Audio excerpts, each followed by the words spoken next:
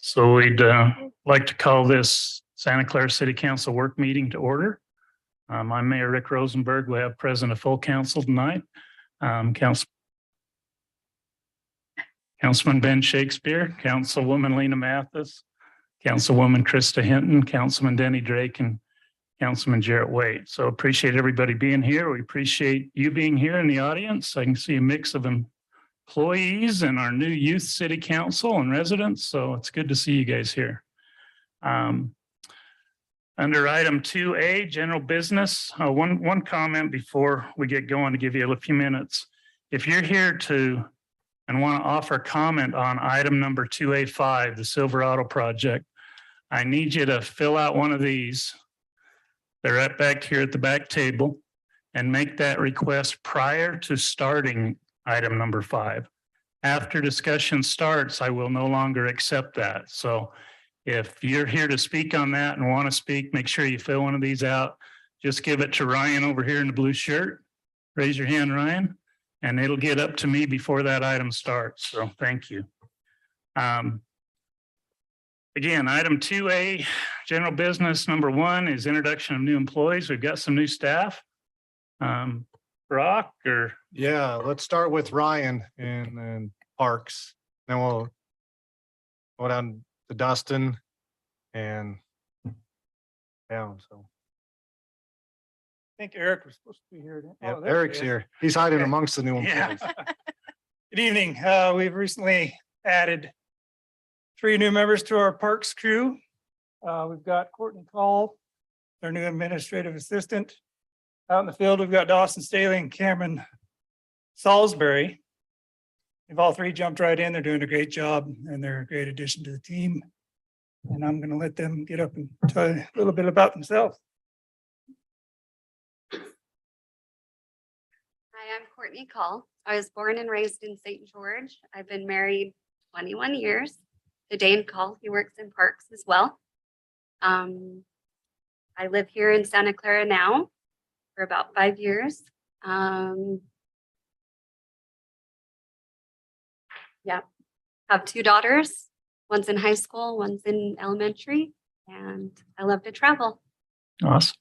Thank you. Council, do you have any questions for Courtney before she sits down?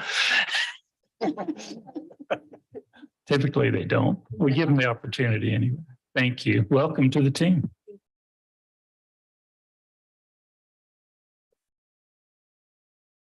All right, well, I'm Dawson Staley, 22 years old. Haven't been married 21 years. I've been married for just under a year. Really like working here at the job. I was born and raised in Washington, Utah. Grew up working with my dad gardening and did a little bit of farming, and he owned businesses. So now I'm here and loving the job. I don't know if you guys have any questions. Awesome. So. Any questions, council? Who are your parents? Matt and Brandy Staley. What Staleys do you know? A lot of them. A lot of them. Okay. Thanks, sir. Thank you. Hi, guys.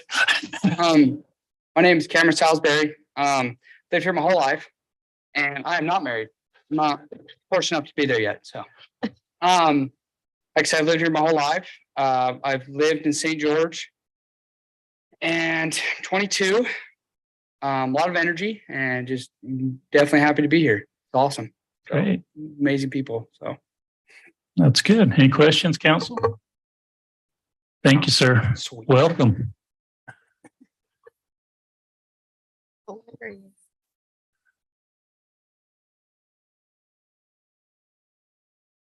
The blonde on the end is Jamie Mills, the new Public Works Executive Assistant. And she has been able to hit the ground running. I couldn't have hired her at a worse time. I hired her and about 3 days later went to Switzerland for 19 days. Came back and she was still here. Kept herself busy, found lots of projects to dig into. She's been a great asset.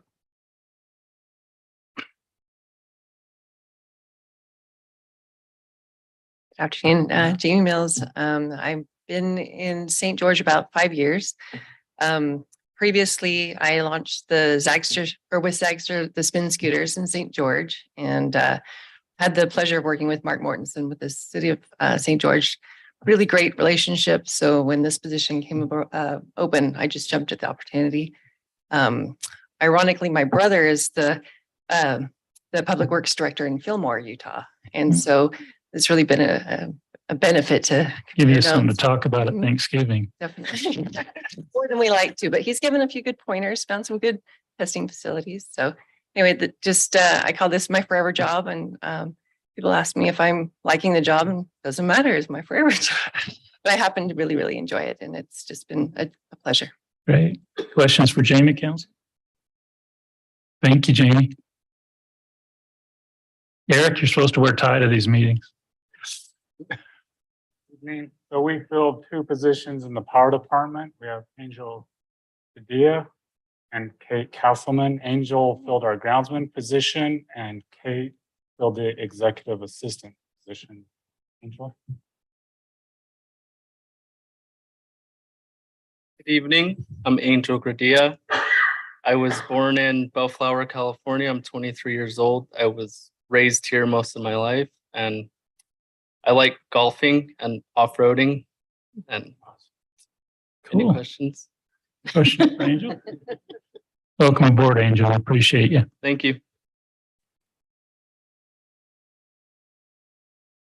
I'm Kate Castleman. I moved here from Minnesota. I'm not going to say how old I am. Happening. Kind of traveled the world for the military with my ex-husband. I was the base commander's assistant for several years. And then he decided to get out of the military, moved home, and I just couldn't find my spot. So now I'm in Utah. This is where we'd like to be at Hill Air Force Base. So it was an easy adjustment, and coming to work for a city is perfect because it's similar to the government and I get to still have my hands in that. So it's been great. And I have 4 kids, 16, 7, 5, and 4. I had to Awesome. think about it. Great. Any questions? Questions for Kate? And are you at full strength now, Eric? And at that point, you'll be back to full strength. Good to hear. Okay, well, thank you. We appreciate you guys and the work that you do, and we'll be working closely with you going forward. Thank you. They didn't tell you your first assignment was sit through the whole meeting, right? Okay, something I'm really excited about. Introduction of the Santa Clara City Youth Council. Or Lena, are you doing Are you this? good for me to do this? Absolutely. Okay. So I'm going to give just a little bit of background for those that maybe don't know what this is and what we're doing so that we can get some good promotion. So the Santa Clara Youth Council is a new organization we started within the city. They are here for us to be able to provide them leadership opportunities, civic education, and some community service opportunities. It is available to students of Santa Clara and Snow Canyon High School, which these young adults represent. And then we've also asked them to be an advocate in identifying concerns or issues for their peer age group, and then bringing those forward to us so that we can maybe address them and have a better idea of what's going on with that age group within our community. We meet monthly. That's for both the civic and the leadership opportunities. And then we do the additional service opportunities as needed. They will be assisting us with Swiss Days and the Sama Classa Bend, and hopefully a few parks projects. So that's the idea. I'm going to give credit to Will, so you'll know who they all are when they come up and introduce. I tried to get this started a couple of years ago and it didn't go anywhere. I couldn't get any interest.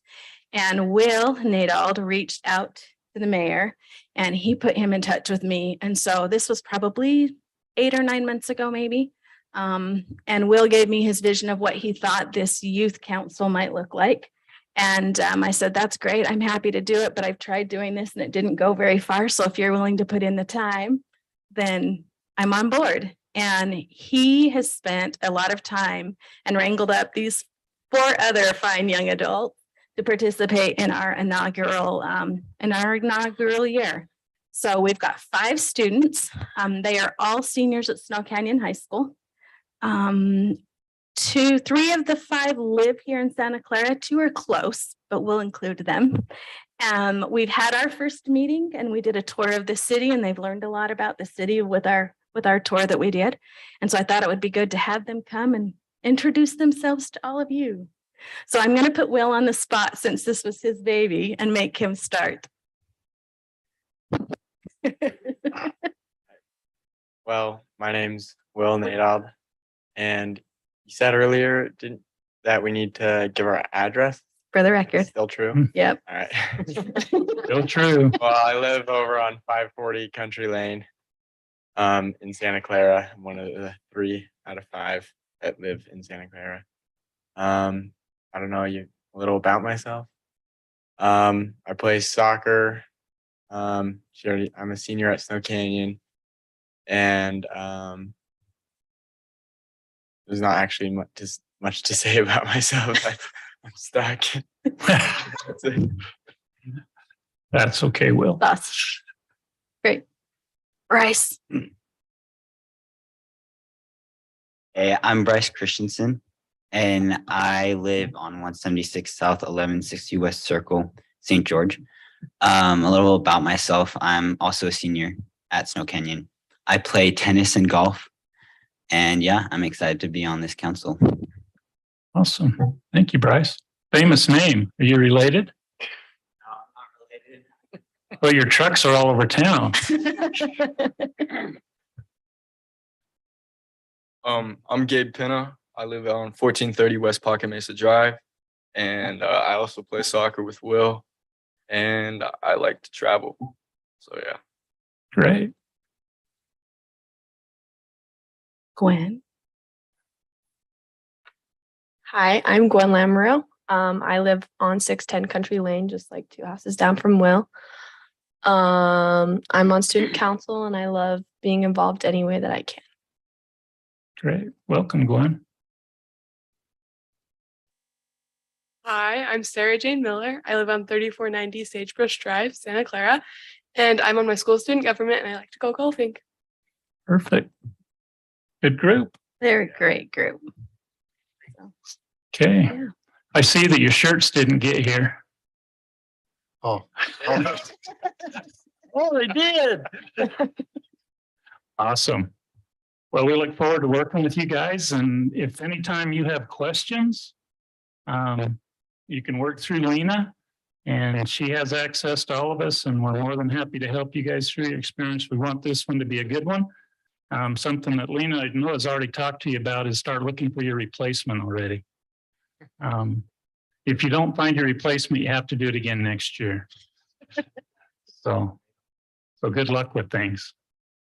Great. Thanks, guys. Okay, item number 2A3 is discussion on the water ordinance. This is actually a pending ordinance, not a moratorium.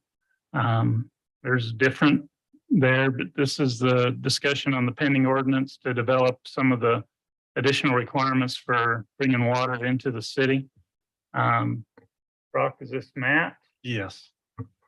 Mr. Ants? Yes, sir.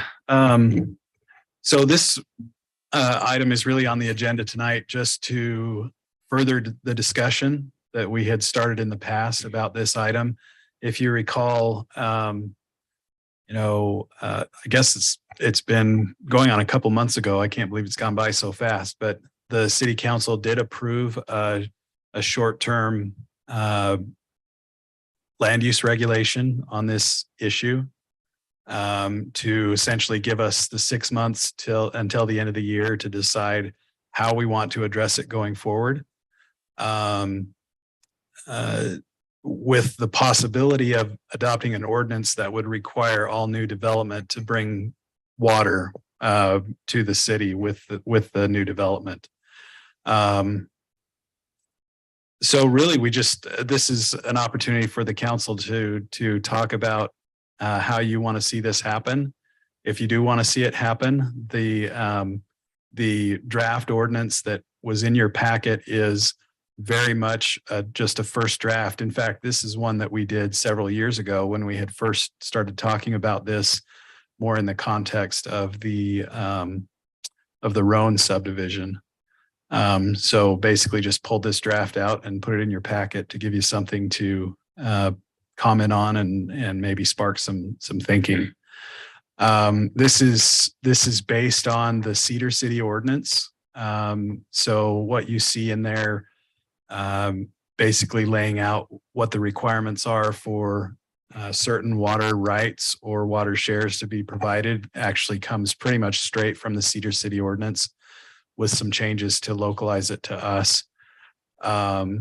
This is certainly not something that we have to do, but again, it's been discussed and we'd like to decide whether it's something that we want to implement something like this or similar to it before the end of the year when we expect the new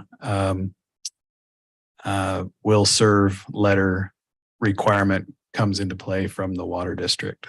So with that, any questions, thoughts? Just to go along with that introduction, Matt, the city's also in the process right now of updating the subdivision ordinance. Council, if you recall from the water conservation ordinance, it refers to will serve letters that are going to be granted by the Water Conservancy District for any new lot that is approved, any new subdivision or residential permit that is approved. The opportunity to get a will serve letter will come about in our ordinance. If you remember the discussion, developer would be able to go and seek a will serve letter upon preliminary plat approval and city approval of the construction improvement plans that go for the subdivision and payment of the water impact fee to the district. He could get a will serve letter and really vest the ability to develop on that lot. Until the will serve letter is granted, they really don't have the vested water service connection for that. So we're doing those other changes at the same time that we're talking about this. Jim has started an update for the subdivision ordinance. We'll have ongoing discussion going forward relative to those requirements to make sure that the protocols that the water district is putting in place and our ordinances dovetail together. We'll be updating some of the bonding requirements that go along with that. There's requirements now that to get the improvements built within a year, recording the plat. And so there's a bunch that comes along that our current ordinances don't deal with.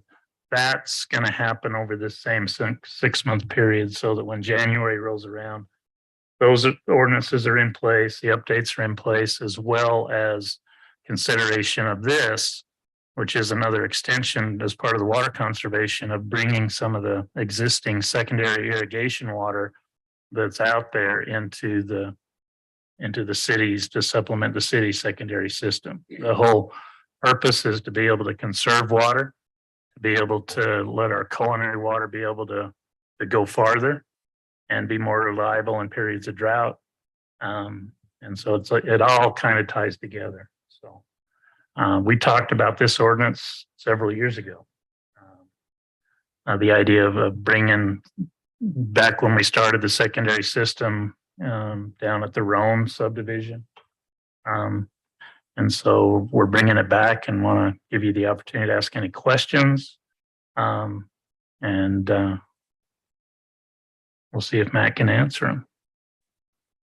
So anybody had a chance to look at it? Questions that you've got?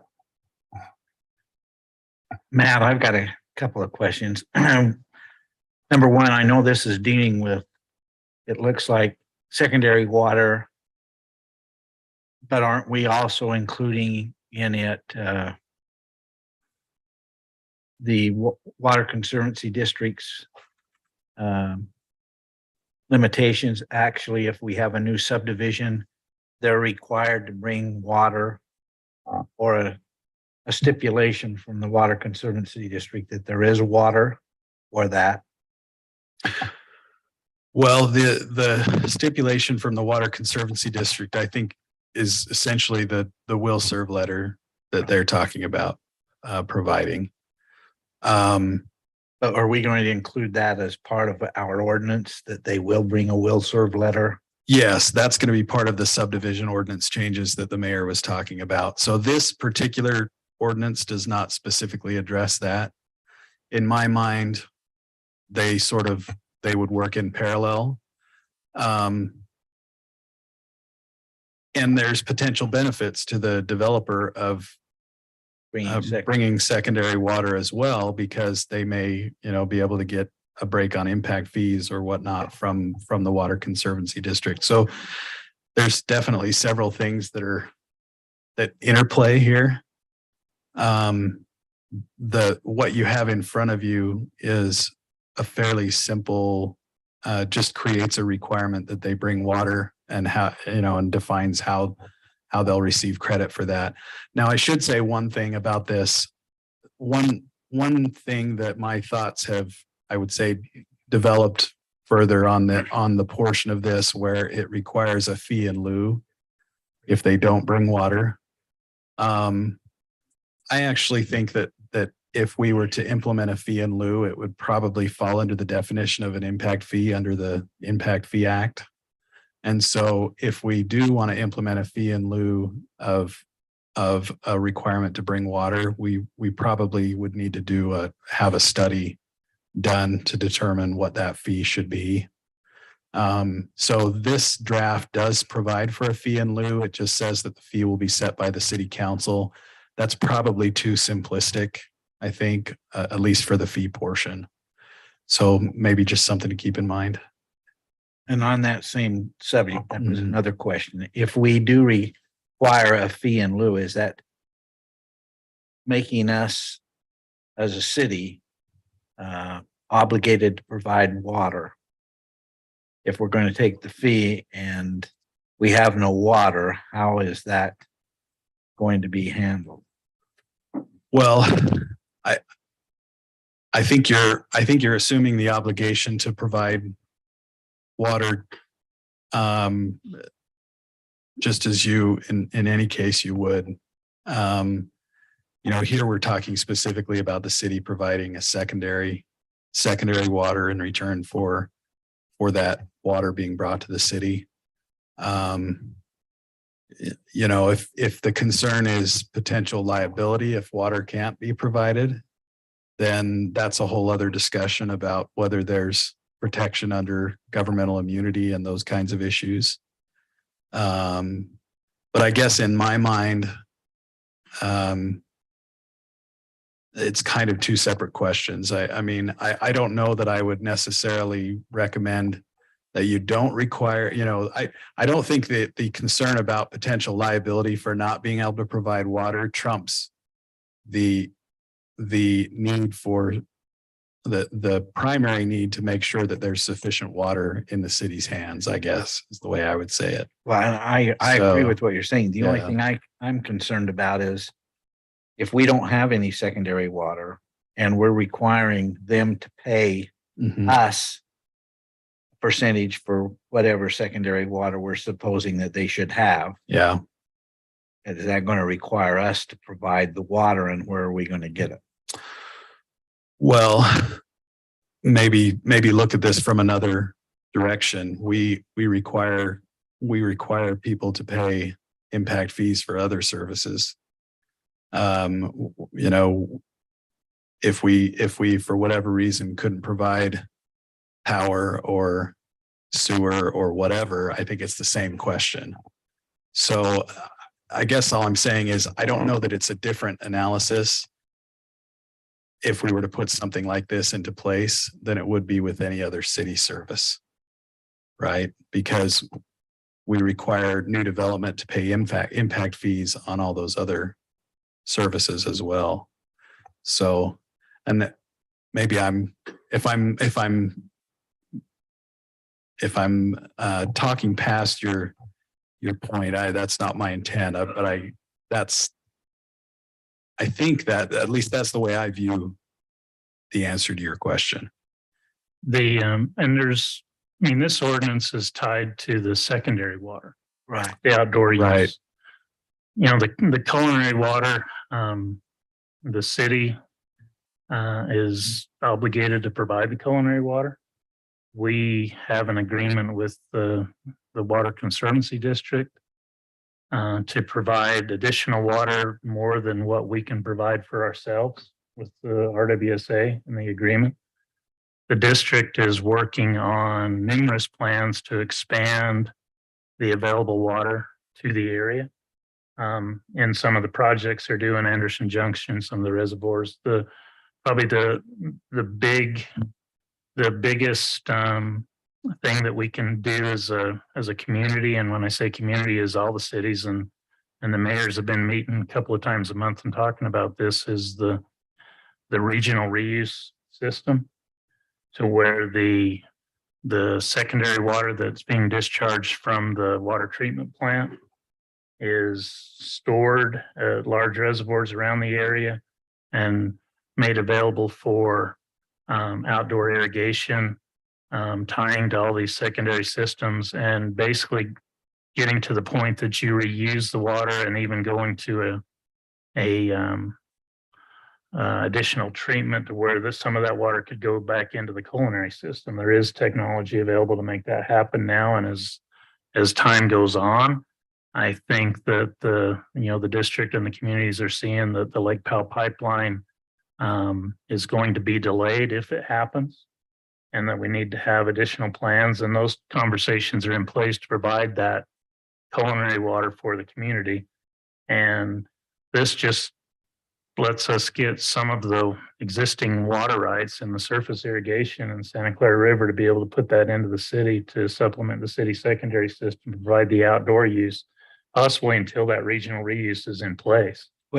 Which I think is mandatory in my mind. I think that's why we're talking about the ordinance. I just was worried that if we charge a fee for water they don't have, or is that a supposition that we do have it and we'd supply it? And what Rome did, if you remember when Rome came in, they deeded the city water rights to cover the outdoor use within the development.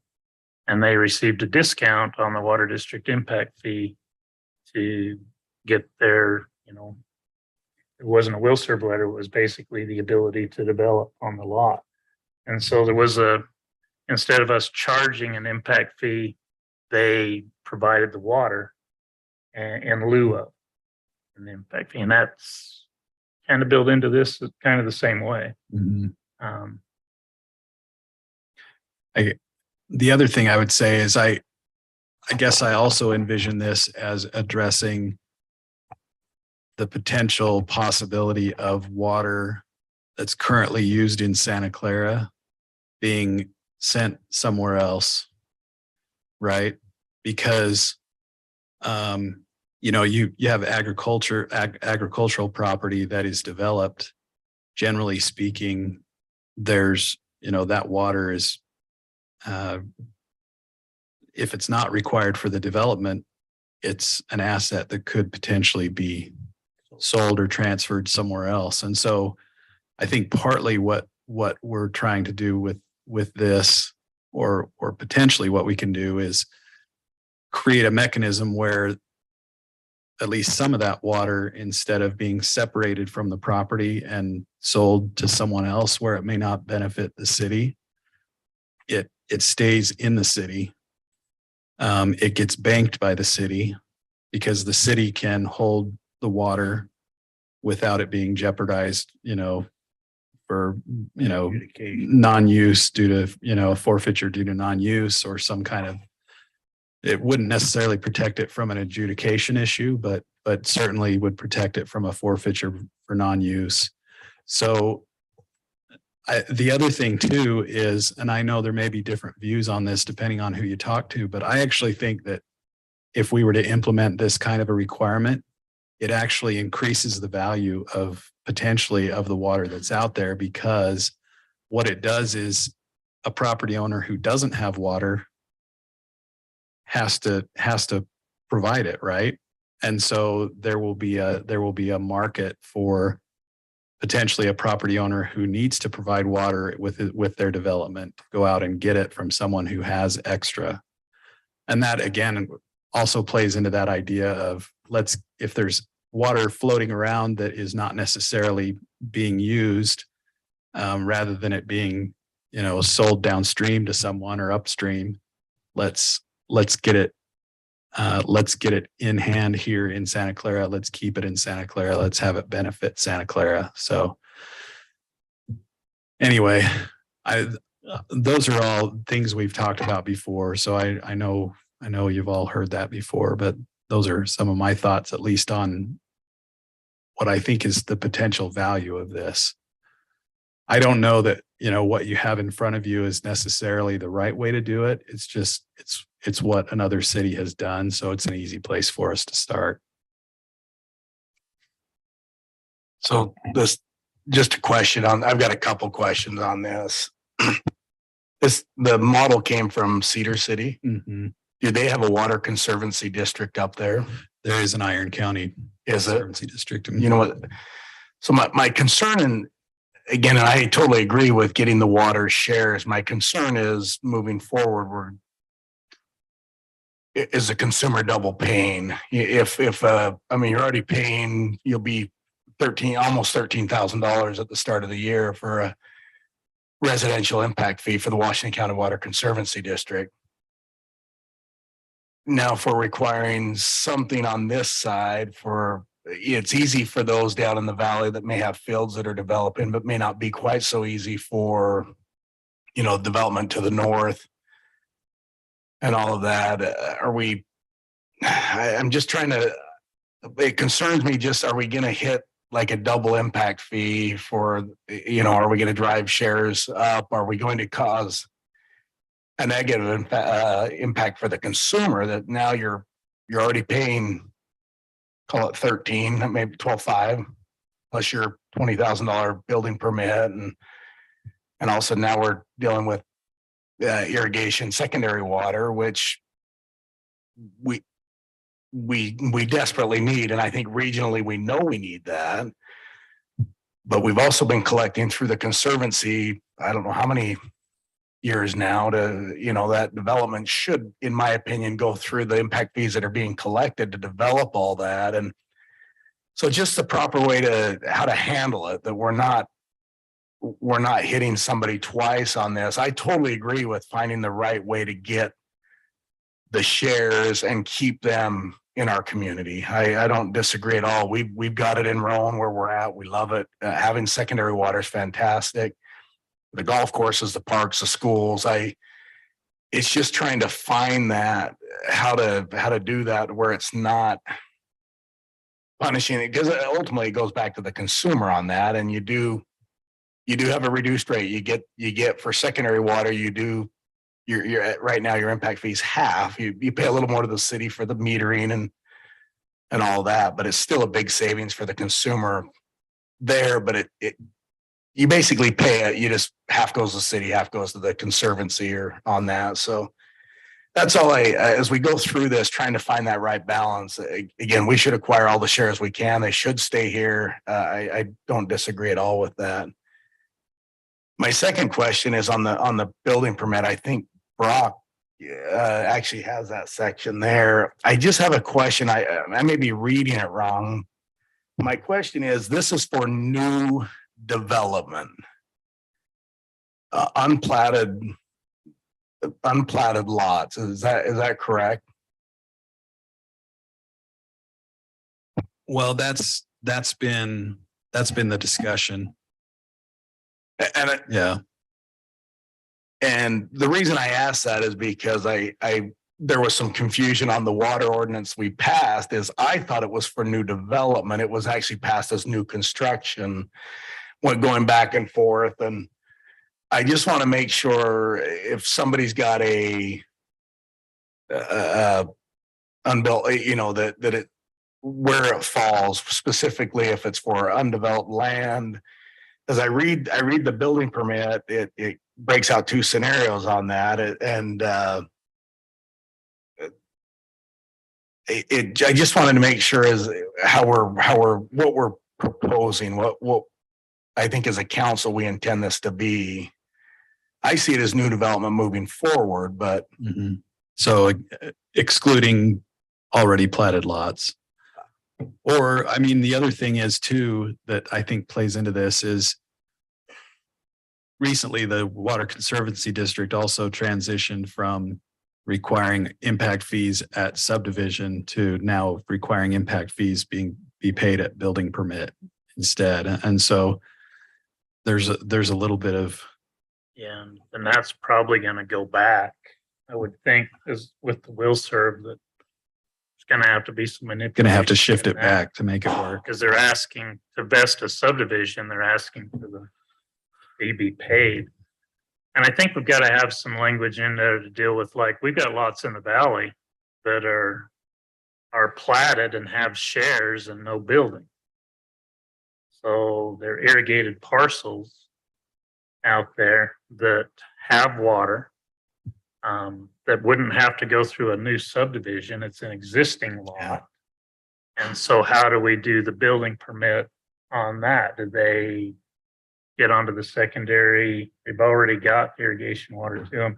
There's a couple of, I think, what ifs that we kind of have to look at to make sure we cover all the cases that we currently have and are aware of about there. And that question, Ben, I think can be dealt with as part of that when we look at that and do a little research. Hopefully your double charging doesn't happen, because you'd be able to get a discount on the water district fee by having the outdoor right, same as happened in Rome, so that you're not making them pay a double impact fee at the initiation. Go ahead. Is that something that we have worked out previously with the Conservancy District? So it's already in place and someone can be assured that that is. Yeah, the it needs case? to be probably formalized a little bit. And I think that's gonna happen between the city and the district to make sure that that's the case. I mean, when we did drone, it was not a big discussion. And but when I've presented that as an option in the future, they say, well, that's the way it is now. Well, I need more than that's the way it is now. Yeah. I need to make sure that that's going to be the case, if we do this. I do think it'll create a little better market for the existing shares that are out there. And it'll provide a fallback if the state engineer decides to look at the, irrigated area versus the amount of water rights that have been allocated. So. The other thing I'll mention, and you probably are aware of this, Mayor, I won't say who I spoke to about this, but because it was a private conversation, but one owner of shares has actually talked to me about the possibility of the city essentially banking people's unused and unneeded shares so that they're available for future developers to satisfy this. So, I mean, that was an interesting idea, because we could essentially get those shares to the city in advance. And then when a developer comes in and needs water to apply to their development, they would be available. And they would essentially pay the previous owner of the shares for that right to use those. I don't know. There's some interesting ideas and thoughts out there. And I'm being a little cautious because I know it can also be controversial.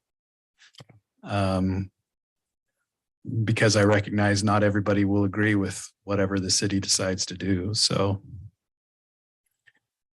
There's a bunch of blanks in there, so there's a bunch of additional research that's got to happen. I want to spend some time with the water district and also with the canal company, and kind of get some feedback on that. I think what we'll do is continue the discussions and then bring something back to you.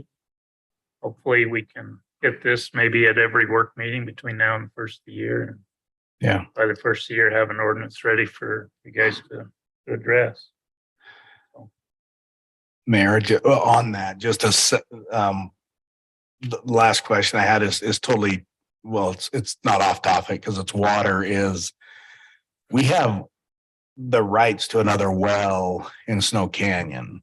I don't know how many acre feet we can pull out of that, but that's. Dustin's started a study looking at a potential well siting study. We've started that already.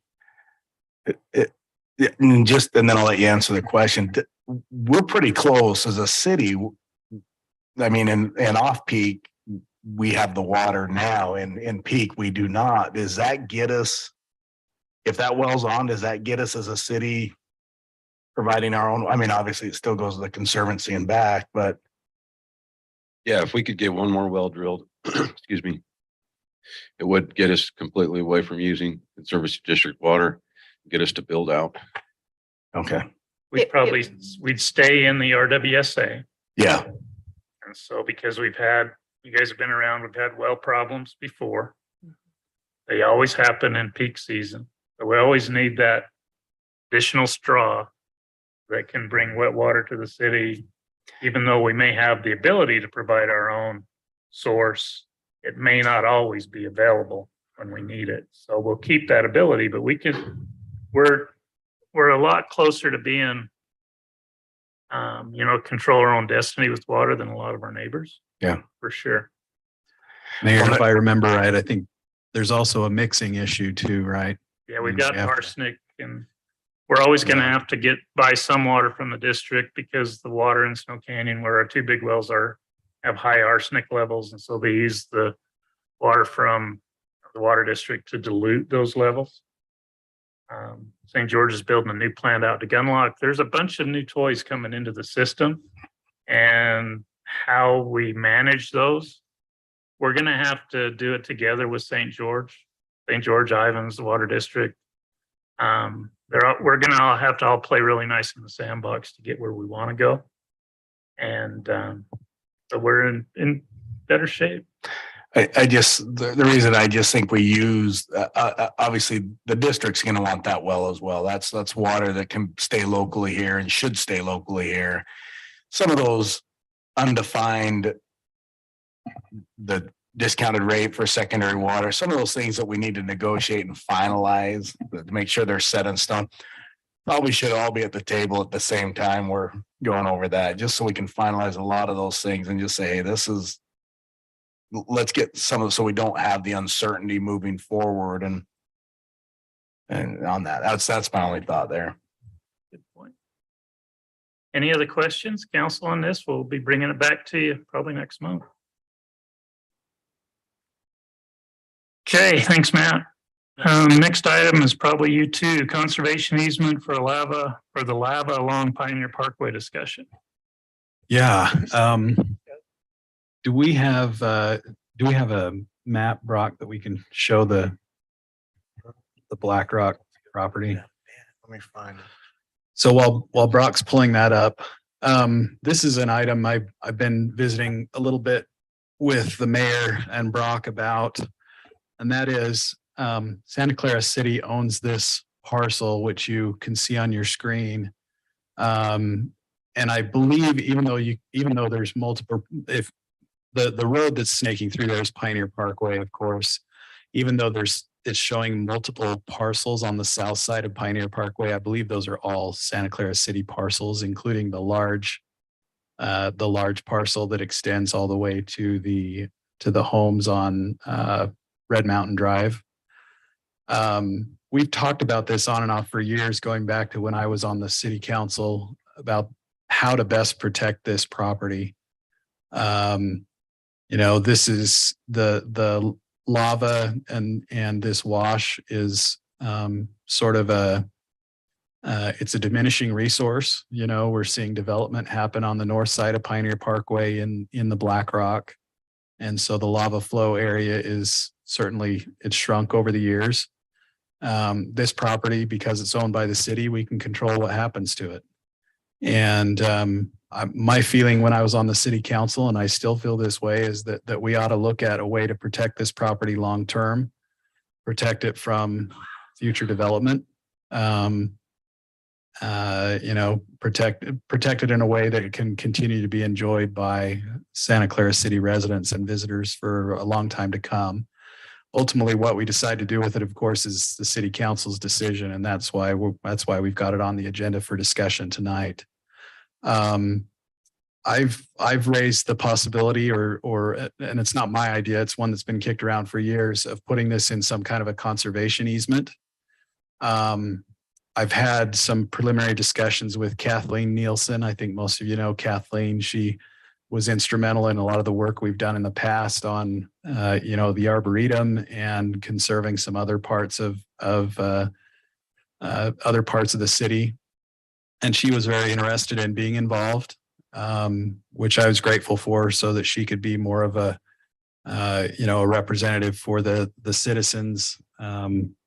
So it wasn't just the city attorney working on this by himself, but and I should say she was going to be here tonight, but she had an emergency and she wasn't able to attend. But so this is really just for discussion. There's nothing coming up on your agenda imminently, but I wanted to gauge interest from the council, whether this is something you want us to pursue.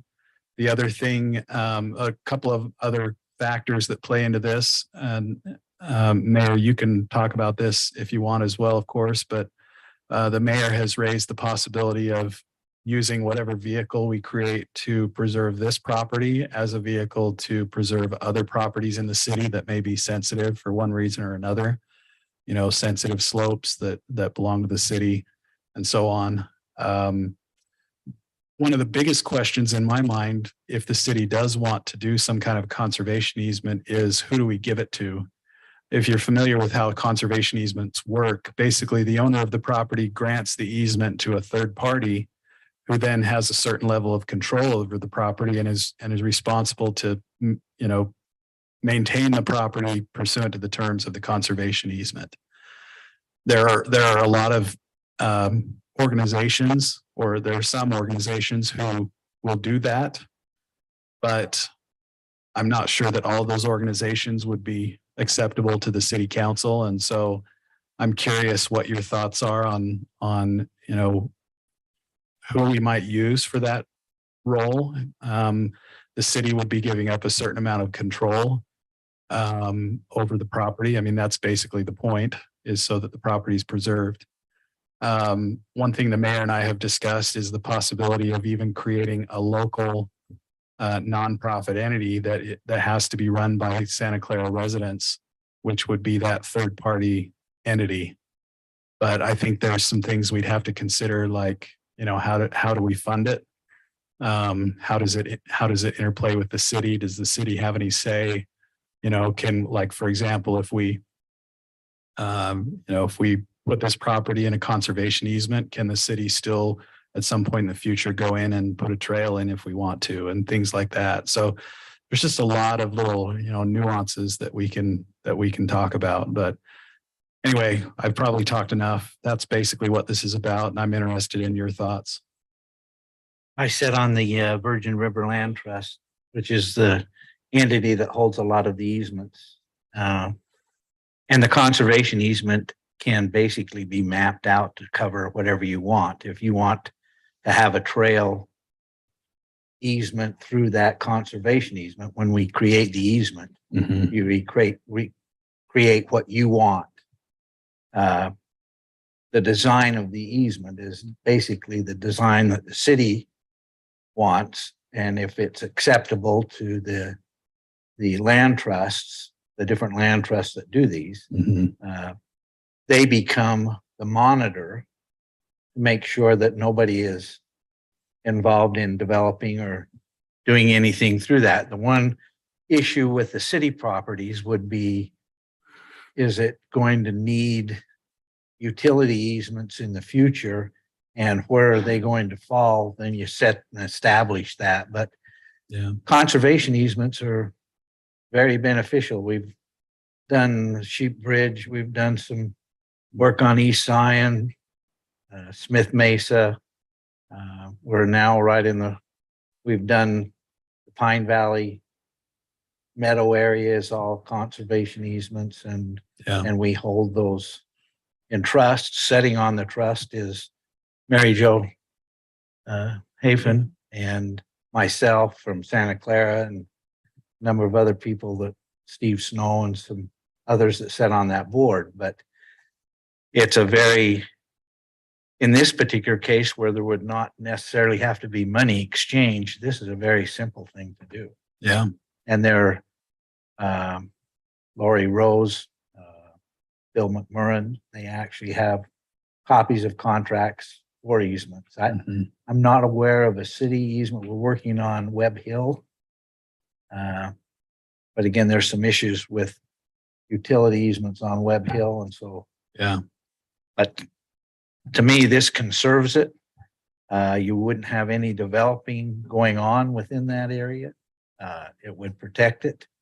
And it protects it in perpetuity. The problem is if there's something you plan for the future, you better have it in on the plan, Right. or you're not going to get it later on. Yeah.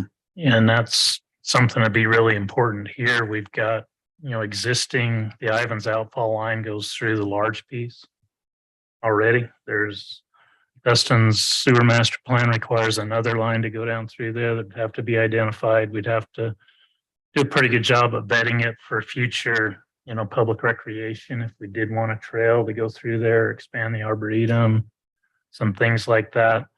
I'd like to see it set up to where we can put some of our other sensitive areas. Like Matt said, we have properties on the hillside that goes around the heights that the city has picked up over time. Some of those are distressed properties that were involved in the Truman Drive landslide that we picked up with FEMA and actually had to relocate homes on. I'd like to see those properties included in the easement. Obviously, they'd have to have some special provisions to go in there and do additional stabilization work if that was ever required. But I think, if we do a good enough job vetting the property before we put it into the easement, then that'll protect it for future generations for a multitude of reasons. We've got some river property that the city has picked up, some floodplain property on the river that would be a good candidate to go into that so that it's never developed. Again, with the provision to be able to go in there and do the maintenance and flood control activities that we need to periodically. And so, well, and your outfall lines that are already there in existence can just be mapped. yeah, we've got new ones that need to happen in the future. And you really need to look at a build out scenario and come up with all of the easements that you need forever. Now, the Pioneer Parkway may need to be expanded. They need to be widened. Yep, there's issues there. And Yeah, there's thought that has to go into it. And this isn't all of it. There's bigger areas than this that could be included in it. A couple of things. Sorry, before you comment, Lena, that I forgot to add. There is a piece of property that's part of the Black Desert Project, which is on the north side of Pioneer Parkway. It's the one that we've referred to as Area 6. They've already committed to actually grant the city a conservation easement on that property. But I mean, that's also something that we could make it part of the same scheme if we wanted to. And rather than having them grant us the conservation easement, we could potentially have them grant it to a third party that was doing this for us. And that, to me, that would make a lot of sense. So it's managed by the same people. The other thing I'll just mention is, the conservation easement is not necessary. The Arboretum, I think, if I'm not mistaken, there's no easement or anything on the Arboretum. It's just designated a city park and it's owned by the city. But the idea behind the conservation easement is it's much more permanent because you're giving away the control of the property so that you're essentially preventing a future city council from coming in and saying, gosh, we really need more homes. We're going to let somebody develop the Arboretum. It's kind of sounds crazy, but it could happen, right? So that's the idea behind the conservation easement, is to make it permanent. well, and you can map the conservation easement. You don't necessarily give up control. It could be city owned, but monitored Yeah. by another entity, and that's all you're And doing. and the conservation easement can have provisions in it so that the city still has certain uses, like, for trails and things like that. But again, if you, like the mayor said, if you don't do that up front, it is fairly permanent. Well, and you need to have your public, in fact, to create this conservation easement, you need to have a public reason, a purpose, and putting trails in that would really be a key part of doing that. Yeah. Anyway, you were gonna. Can it be another political subdivision, or does it have to be a 501c3? I think it can be anybody. I mean, it could literally be Denny, if we, if we Yeah, want him to actually, No, die. there's no ordinance or law that restricts that. Not that I'm aware of. I mean, generally with private owners, they do it to a 501c3 because there's a tax benefit. That's not really a consideration for the city, but And we're dealing with some private property owners in Santa Clara right now about creating an easement on their property. There's just, and it doesn't give ownership away. It just gives development, takes development rights away. And they can still use it for their farming and cattle operation or whatever they'd like to do. So that was the question I had is, can we not create the same document without giving up ownership of the property? Could you not record something on the deed that just says, You don't give up ownership. It stays in your ownership. You give up the development right. yeah, So it's a true easement. The ownership stays in the city ownership, but now you can't do anything more than what the conservation easement allows you to do on it. And what it does is protects it for the future in a private property situation. Grandchildren can't come in and develop it. They don't have the right. It's designated use is already set aside. And so it stays that way. But if they're using it for farming, ranching, whatever their use is, they can maintain that use and continue their ownership and forever. Yeah. And part of the answer to your question too, Ben, is that if you don't give some right away, you don't give something away, give up some control, that means that any city council in the future can come along and say, just like I said, if you guys wanted to decide that the Arboretum, again, you just using that example, that there's a good reason to let it be sold into private ownership and developed, you could do that. I mean, that would be up to you. And so you're basically, it's the difference between leaving those, although they seem unlikely, leaving those options open for a future city council versus locking it up now so that you can feel confident that it's not going to change.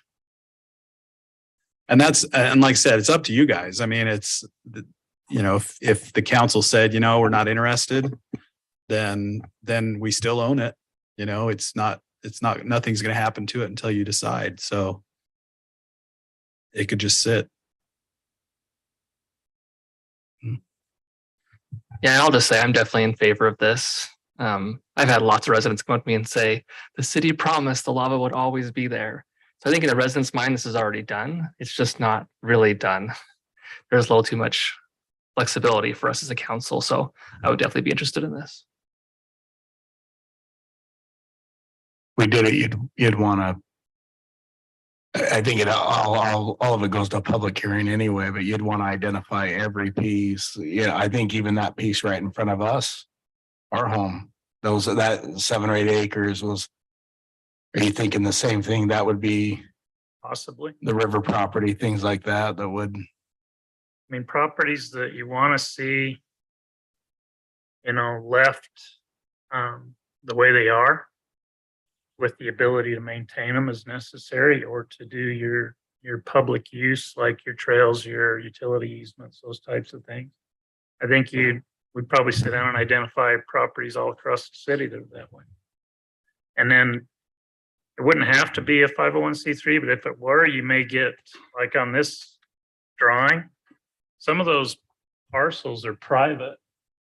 This one is a private parcel, but it may become advantageous for that property owner, given the difficulty to do anything on that piece, to take the tax donation and donate it to the trust, the land trust, and be able to get some benefit out of it instead of just, that's a blue clay hillside, pretty much undevelopable site. You may get some benefit from it that way. And there's a lot of those properties that are out there, small pieces that I think, given the right circumstances, may be able to come into the trust and be preserved in perpetuity. And it doesn't matter if they're different owners. putting it into the same trust. Multiple owners can go into the same trust, Into the same easement. into the same conservation easement, yeah. The trust just becomes the kind of the overseer. Hey, Any other comments? I'm hearing positive feedback and probably move forward with some additional exploration and research and bring something back to you. yeah, appreciate the feedback. We'll keep working on this and I'll get with Kathleen.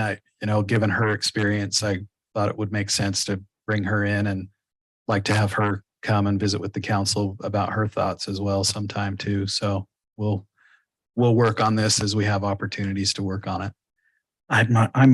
I'll run it past the group I work with too, because I've never dealt with a municipality in that situation, so. All right, thank you. Okay, item number 2A5. Last warning.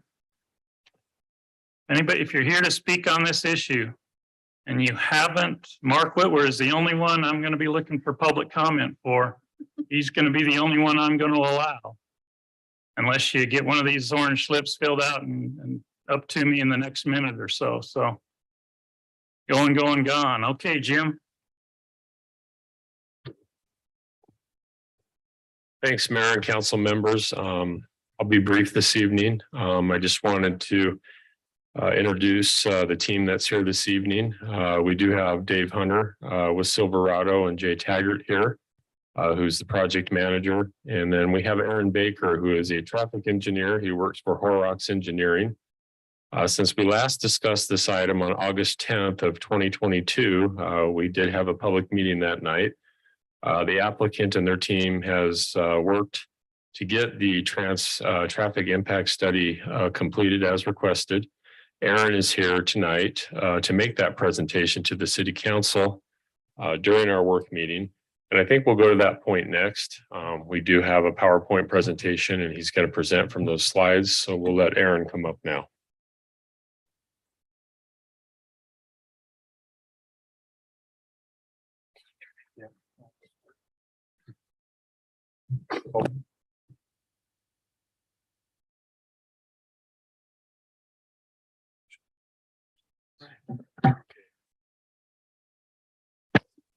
Mr. Mayor and members of the city council, it's my pleasure to be here. I'm Aaron Baker with Horrocks Engineers, and I'm a resident of Santa Clara. The Silverado project has hired me to prepare a traffic impact study, and I would like to take the time just to kind of go through what was looked at, what data we gathered, and the information that provided the analysis and recommendations at the end. I'm going to point somewhere here and it will do something. Let's all one. See if maybe when I do the share, it doesn't like that. See if it works now. There. Thank you. This is the area that is the project, of course, the area outlined in red, kind of overlaid on top of the general plan. And so this is a kind of a residential / commercial corner of the Santa Clara Heights. And this is a project that kind of fits within this area. It's one of the last projects to be developed in this area. And with this proposed development, they have several accesses that are driveways or accesses that they will use to access their property on roads that are existing. And our team counted all the traffic on a typical weekday afternoon on a PM time when people are heading home for work. It's kind of the busiest time of the day. And also in the morning as people are heading to work. So all these locations that are circled in red is what we counted, just to get an idea and just for a typical school day and how the traffic behaves around this area. Some of the roads that are accessed specifically by this project, Pioneer Parkway, which is kind of the larger street of the 3 streets that we looked at. It's a 3-lane arterial road It's 35 miles per hour posted in this area. It will have a two-way left turn lane. Ultimately, when it's built, ultimately it will be a 5-lane road, as most arterials are. Red Mountain Road, it's a local 2-lane road that has served residential mostly at this up to this point. And it's not posted for 25 miles per hour, but it is a 25 mile per hour residential street. Rachel Drive, also, it's just like Red Mountain, except it's more of a minor collector that accesses a lot of commercial as well as residential. It is also a 25 mile per hour road. It has left turns at Pioneer Parkway at a signalized intersection. Just kind of explaining, I guess, a little bit the difference between Pioneer Parkway and its smaller roads of Rachel Drive and Red Mountain Drive. Pioneer Parkway is an arterial street, and the way I guess the traffic engineers look at streets, they assign traffic conditions with the letter grade similar to a school assignment with letters A through E. And F also, F just means total failure. So level surface A is excellent. Good. It's just good free movement with traffic conditions. And it just proceeds down from level surface A all the way down to F. And this is a chart that is commonly used in the engineering world with how many cars per day that you can have on a certain type or category of street and still and achieve these levels of service. LOS is what the level of service is. And for an arterial, I've highlighted in yellow, 10,000 cars a day is a level service C, and the level service C is an acceptable level of service. You have a fair amount of cars, but they have you still have good spacing, good motion. It's not super congested in a lot of ways, and Santa Clara standards allow level service C for residential development. Level service D is allowed if the city council reviews that applicant or that application and is comfortable with the mitigation for that level of service for a D. In other cities in the area, level of service D is the minimum, but for Santa Clara, it's level of service C. So Pioneer Parkway today is a 2-lane road. And so it can manage 10,000 cars in a day. And that's approximately what's out there now. We measured about 8,500 cars a day, but there have been other measurements at about 10,000 cars. So for those that are wondering, what does 10,000 cars a day feel like? Pioneer Parkway is a 10,000 car a day road. And we're looking here at a suburban classification. So arterials, they can be different. They can be in a rural setting where their design requirements are a little more lax. You don't have to have as large of shoulders. Your lanes don't have to be a 12-foot wide lane. They could be narrower. So that's kind of rural. This is a suburban area, and it's not a downtown urban area. So being a suburban area, we're using the suburban chart. So that's what these columns represent as the suburban classification. So mapping out these roads and where they are, north-south, we have Rachel Drive, Red Mountain Road. Red Mountain doesn't continue north of Pioneer Parkway today. That's the plan for it as development occurs. So that portion to the north of Pioneer is not there today, but it is to the south, and it's quite busy. It's used quite a bit from Santa Clara Heights area to access Pioneer Parkway. Rachel Drive is there, and it's all been essentially fully built for a 2-lane section. It does have other lanes, like I had indicated before, at the intersection of Pioneer Parkway and Rachel Drive at the signal. Pioneer Parkway is it's in green. It's being an arterial street. It's a different, has just a different classification than the other two.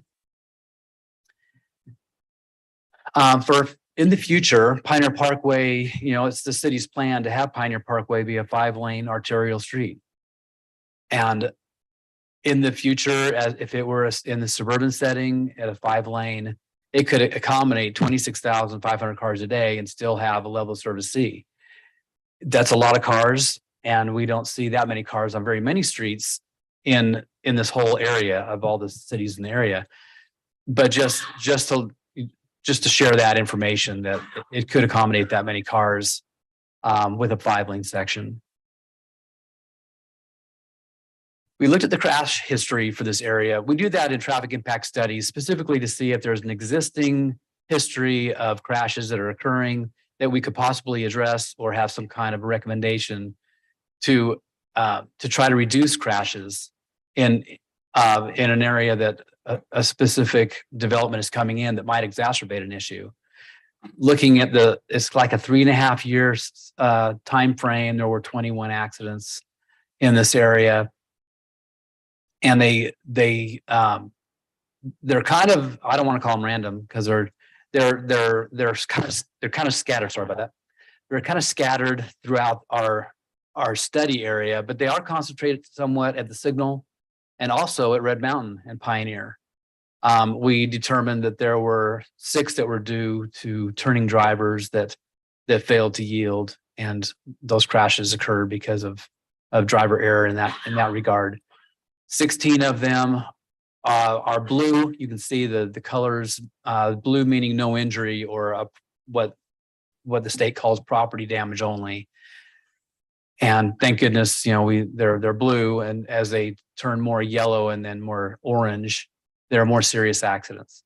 And so we have a few suspected minor injury accidents that are in yellow, but really there isn't what we call crash clusters, areas that we really need to address because of accidents that are occurring more often. This is kind of an explanation more of the level of service, the A through F, the Santa Clara standard. We've drawn a line here between D and C. And how we determine that is at a signalized intersection, if it's anything over 35 seconds of average wait time that a vehicle has, then that starts to become unacceptable. At an unsignalized location, if it's more than 25 seconds on an average for a vehicle that waits at a stop sign.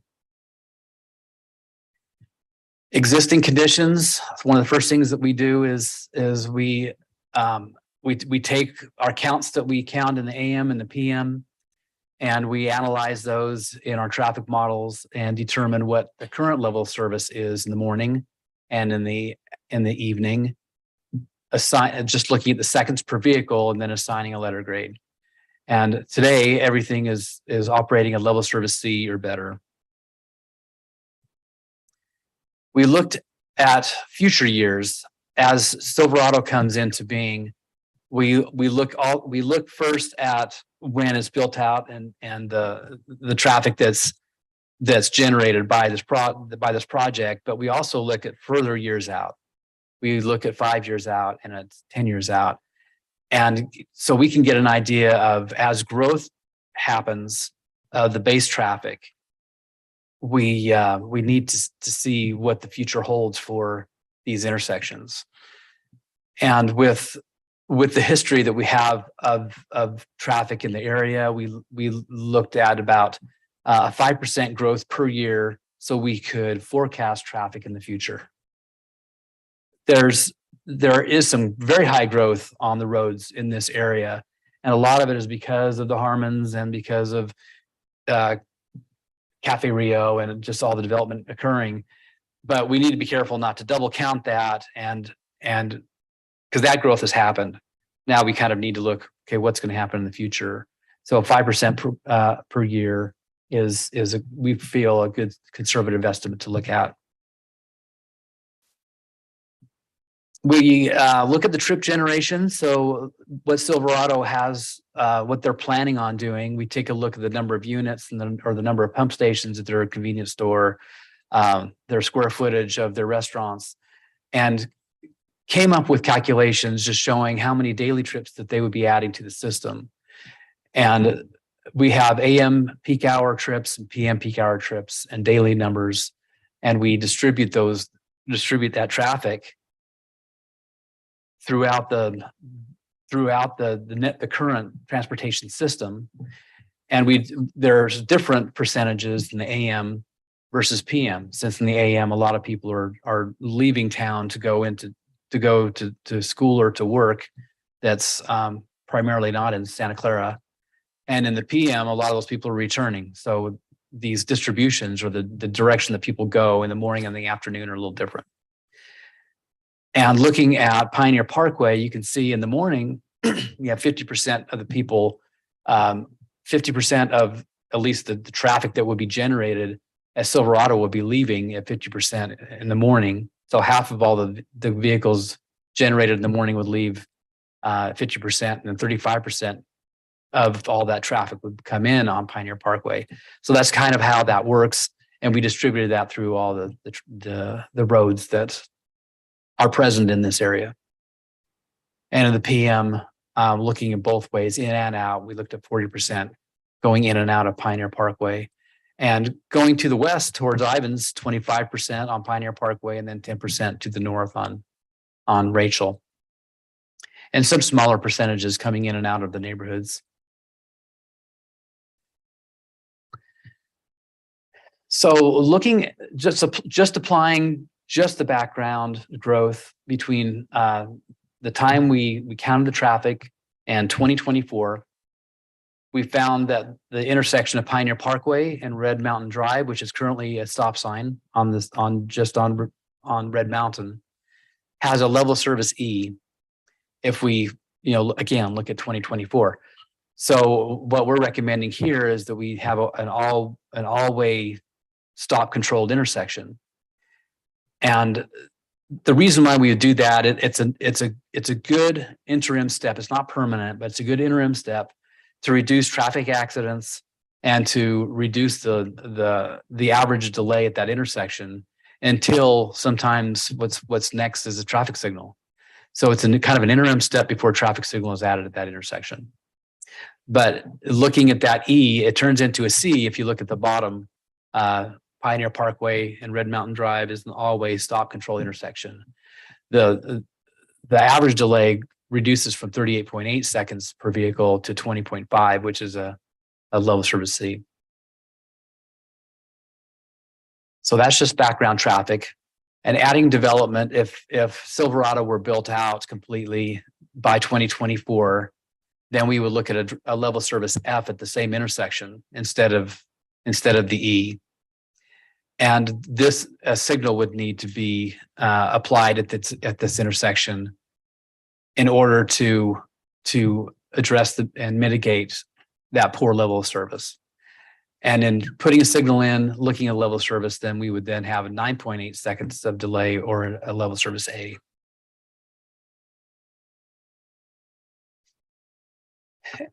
And Brock, I may need your help on this one, just to hit the play button here. This is what, if we had a traffic signal at this location, then this is what it would look like. We've simulated this. You can just hit the play button at the bottom of the. Yeah, you can just. Yeah, there you go.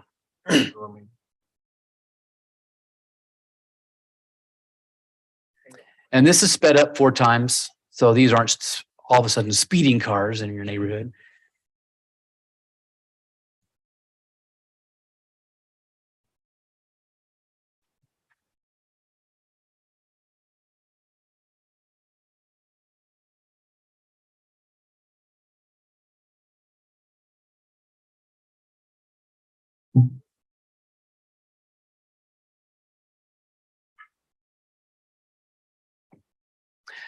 So that's just a glimpse from our model of what we would expect it to look like for a level service A at that intersection with the signal in 2024.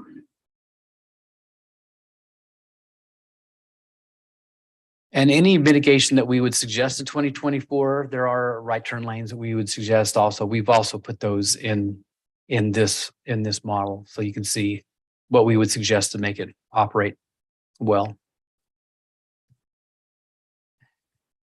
And the 2029, this is just background traffic again, no Silverado.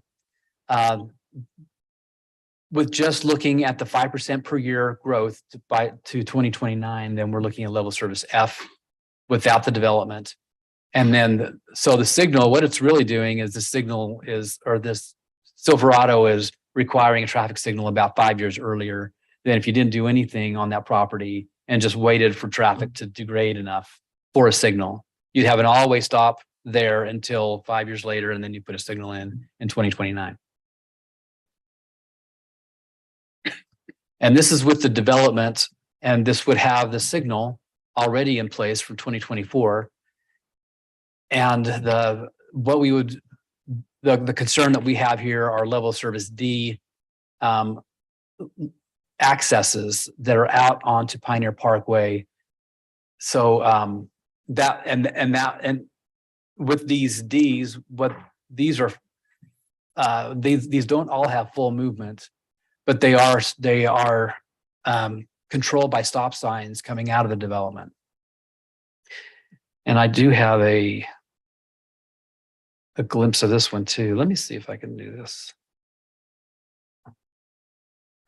Oh yeah. So again, 2029 with the development.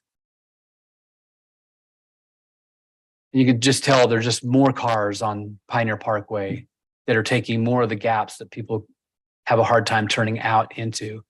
There are people that come out of the stop signs. This video it's a little more random, but about halfway through you start seeing cars coming through at the stop signs.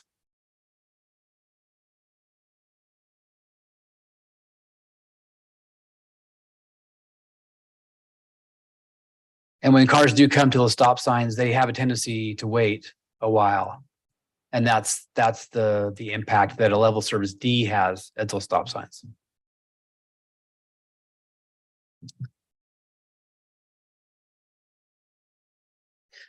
That's kind of the high points of the study. I'm here for any questions that you might have or allow others to speak, whatever you'd like, Mr. Mayor. Thank you, Aaron. Council, do you have any questions for Aaron regarding the traffic impact study that's been prepared? I'm sure it's in the information you gave us, but with full development, what is the number of cars per day? And I guess it maybe is a twofold question with Silverado and with the background developments. The trip generation, thank you, Brock, appreciate that. Daily traffic is 7,541, so it'd be adding that much more. But we didn't take into, this number is just generation of everything. It's kind of oversimplified because not all of those vehicles come off of Pioneer and the surrounding roads. Some people that might be, some folks may want to go to the convenience store and they stay on the property and they go get a donut or something at another adjacent shop. So this includes all of the trips that they would generate, but not all of them. It's called a pass by trip, where some people are already on the road system and they come by to utilize the commercial. But then they'll make more than one trip inside the commercial after they get off the road. So they kind of combine trips in an area. But to answer your question, 7,541 is what's generated by the project. And do we know any idea what it is with the other projects that are already there? The background. It was about projects? 10,000, wasn't it, Aaron? You Yeah. said it was out there now. 10,000 on Pioneer Parkway is 10,000 cars a day right there right now.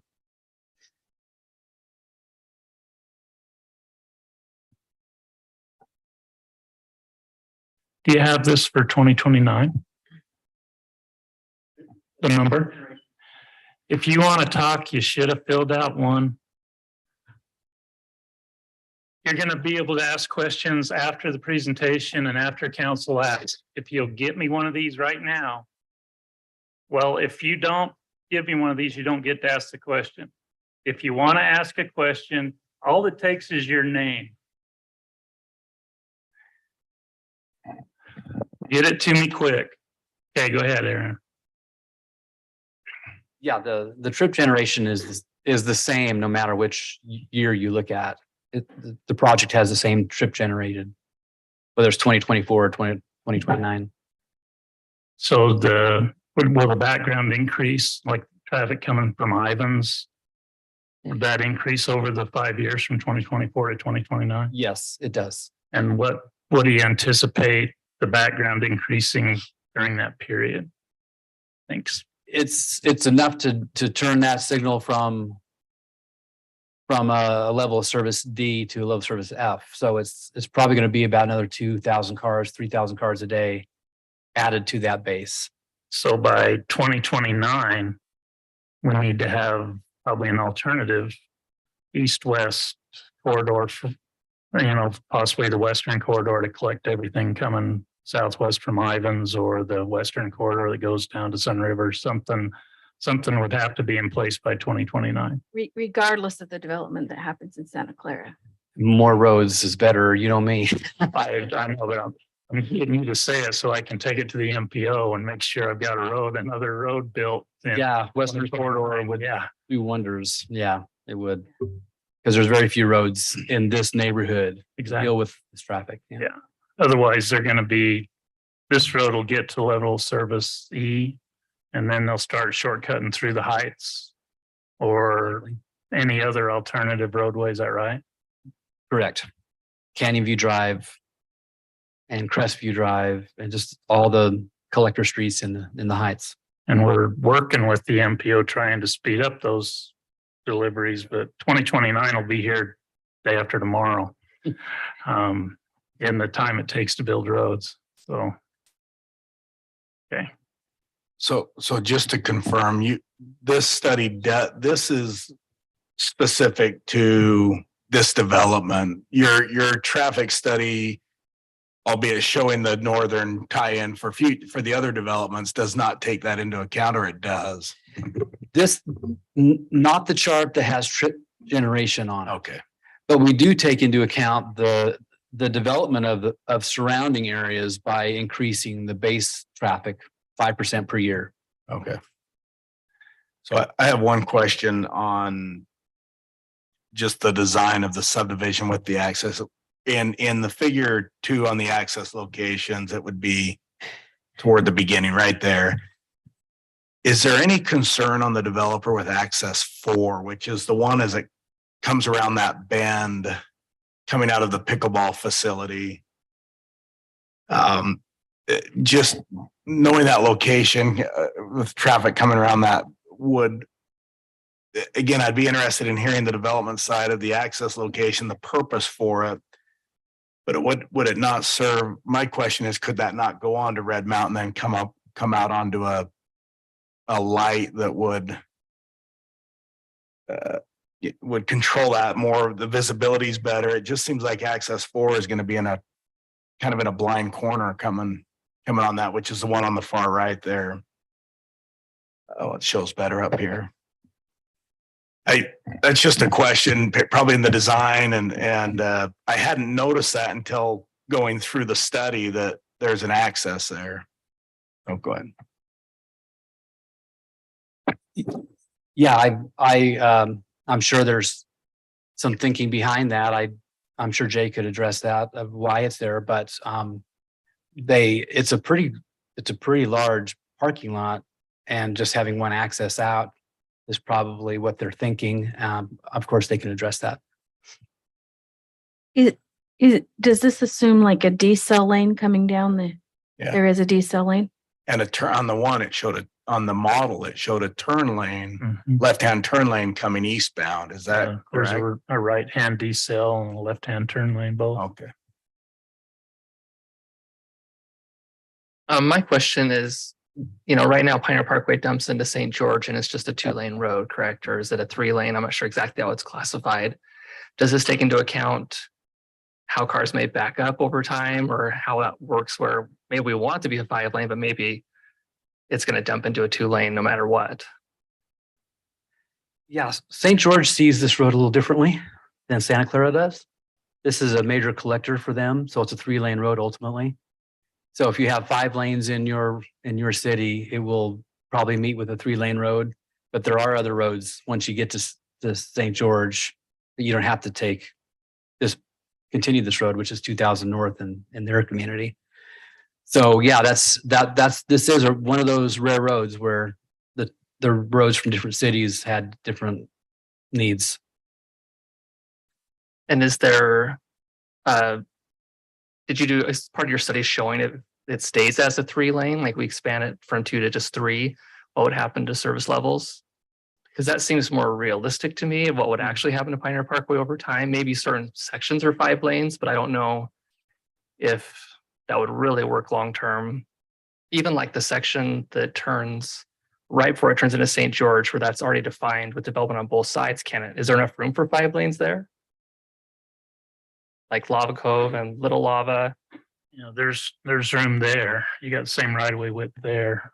I think the right of way width narrows as you get past Lava Flow going east, right? Yeah, from 80 feet in Santa Clara to 66 in St. George. But they also have 2-weep drive, which has very little access and can carry a lot of cars. So there's that road, and there's what others are there, Mayor? Lava Flow goes north. Yeah, that's a collector street in St. George. And there are other roads that they could take to kind of distribute the traffic more. They don't have to stay on 2000 North. Okay, but yeah, so my original question, is there someone here, what it would look like if it ends up as just 3 through 2029, maybe? Because it kind of puts the city's feet to the fire, doesn't it, to actually expand all of Pioneer Parkway so that there aren't little bottlenecks along the way? Because I know it'll get expanded with the point, with the retirement community getting built, but there's still a section through the lava by the power station that would be probably the city's responsibility to take care of. That's a common question, and all of the cities in the area build roads that way. The city generally will build the center lanes, and then development will build on the outside. But the conversation you're having tonight about the conservation easement and lava, there's not going to be any development along that. So that's kind of on the city's dime to have to widen if you ever did want to get a 5-lane in there. This chart is a good one that Brock has pulled up. If you left it as a 2-lane or a 3-lane and still trying to get level service C, you could only limit to 11,500 cars in a day, where it's going to probably be more than that. So you'd have to adapt to the idea of, can we accept a level of service D or E on this road at a 2-lane or 3-lane?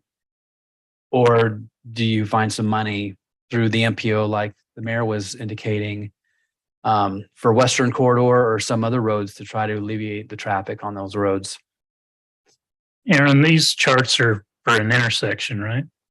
They're generally for segments of roads, a freeway segment, arterial segment, or collector But segment. it doesn't, like a 2-lane that doesn't have any conflicts can handle more vehicles than a 2-lane with conflicts. Yeah, similar to 2-weep drive. Right. Yeah, very few conflicts on that road. And the stretch through the lava has no conflicts. Right. Yet. Yeah, well, but aren't they doing something on the north side? No, they're not Access. bringing from the retirement center, which is opposite, the Lava Cove, that area right there. From there west, there's no access points planned all the way to the first access into the pickleball. So that's 2-lane now with no conflicts through that reach. We're making the retirement center widen the road down on the east end to be able to facilitate additional lanes. And we'll probably have to do some transition segments between the access 4 and the retirement center so that it can transition without conflict. But in between those two, we could probably add 2 lanes. We wouldn't necessarily need a turn lane because there's no turning movements going on right in there, correct? Yeah, that's true. Snow Canyon Parkway is similar to that as well. Okay. Yeah. And that's kind of been the plan, working with the MPO, Red Mountain and Pioneer are both MPO on the MPO list. So as the need generates, we'd hopefully be able to move up the funding list and be able to expand, those additional lanes as necessary, but we could probably push it out a little bit because there's no conflicts in that. I really want to get the Western Corridor build, either the north segment or the south segment, because whatever we do on Pioneer is a Band-Aid. It's a short-term type deal. The long-term fix. And a lot of this traffic is being generated out of the city, correct? Yeah. I mean, we've got development going on in Ivans, and that traffic comes through Santa Clara. So we have to be looking at some of those alternative routes going forward, if we weren't doing anything in Santa Clara. Same problem we have in the downtown.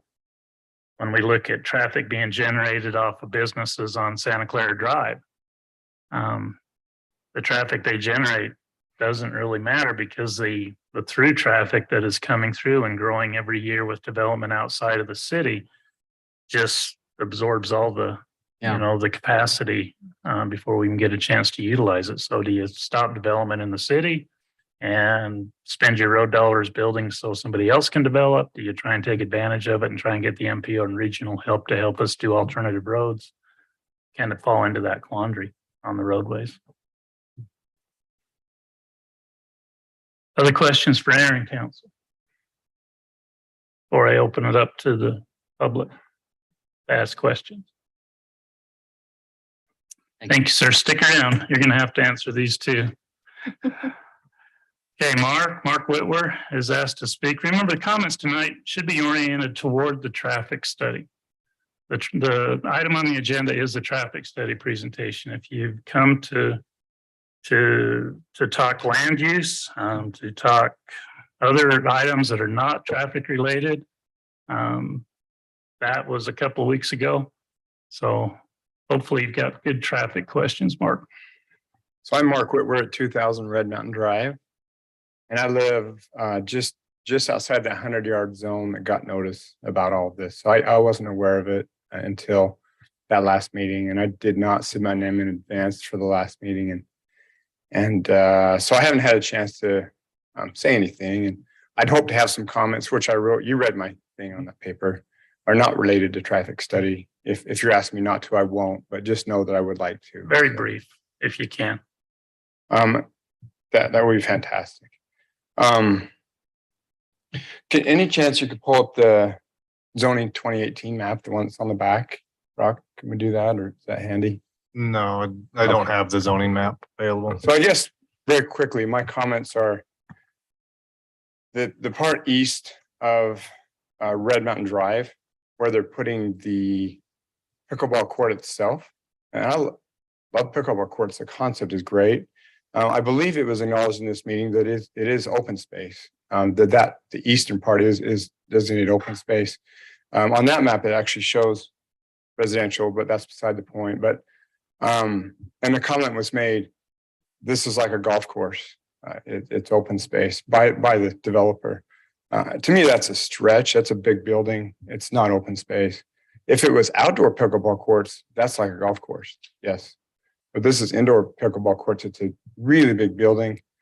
And it's very different than I think what shows on any of the plans or on either the general plan or the zoning plan. And so I just wanted someone to acknowledge that in that meeting from the city council. The discussion didn't go anywhere. So I just wanted to raise that as one topic. And the other thing is the gas station. Your potential of lighting there 24/7 open business. And that's pretty invasive, I think, to the neighbors that are right there. The Harmon's one is set back in, so it's not right by, the gas station isn't right by other things. That feels, and that doesn't affect my house, but it just feels really, really invasive to have a 24/7 business. And I don't think that really is the development is not dependent on that gas station. I understand the development is somewhat dependent on the pickleball courts. That's the concept. But the gas station is simply put a way to maximize the use of that land, the value that they can get from that. And I would do the same thing if I was them from a financial standpoint. But I think that's a pretty big stretch, especially again, when you look at that map. And I know that it's different. I know that it's been zoned different somehow on different maps, but as a person coming in to buy a house, I would look at what's on the wall and it shows that space is residential. It does. And so you may want to consider updating your maps so it's consistent across all the different maps, but it seems like a real stretch to turn that. And then the other map it shows is open space. It seems like a real stretch to turn that into a big building, which is what it is. The development as a whole, I got to say, it's very creative, very wise use of space. And you know, I like the idea of what a man cave garage is. Great place to do it right by the Harmons. You have high density right by Harmons, a good transition to other stuff. It looks like a really nice development. Just a couple of aspects of it that I have concerns about. And I do have a comment about the drive as well that they were talking about. The study, I didn't see that it had numbers of the cars coming on Red Mountain. It had them going the other way across Red Mountain, but not on Red Mountain. It had Rachel, it had the other way, but not Red Mountain. And then just, you know, I'm not an expert. We all know it's going to get busy, that whole thing's going to get really busy. But what I do know is if I go to a soccer tournament or any kind of tournament, a sports tournament, there's always a log jam of cars. And I don't see anything in that analysis that shows, you know, the comings and goings of a big tournament when everybody's coming at the same time for that tournament or leaving at the same time. I think you have the potential for that to back up pretty good on Red Mountain into that area. The fourth entrance we're talking about, which seems very dangerous to me without a stoplight right there, with that bend around there and everything.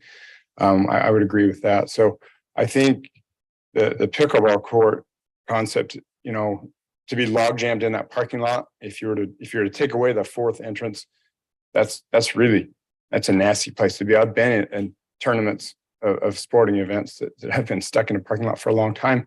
Even worse is if they're stuck with a big line on Red Mountain Drive, which would hold up the flowing traffic as people are trying to turn into that, right or left, and potentially hold up everybody trying to pass through, which could become a real challenge if it's log jammed in the development of the pickleball court itself. And this is only at certain times when they're having a big event. I didn't see any studies around the event, the timing of the events, or that type of stuff. So, and I do want to say you guys are awesome. City council used to be a bunch of old guys I didn't know, and now we have awesome men and women that most are younger than me now, and I know all of you. It's really kind of funny, and you're all great people, and I just love you all, and thank you for all the service that you do, because I know it's difficult decisions, and I know you take some heat once in a while, also from good people that I love, also that, you know, just got a little carried away, but you guys are great, and thank you for all you do. So thank you, Mark. That's all my comments. Jan?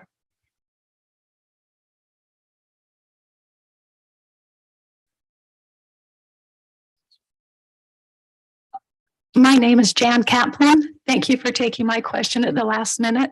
I just had a question for Aaron. Well, first, I lived on the Heights for 20 years.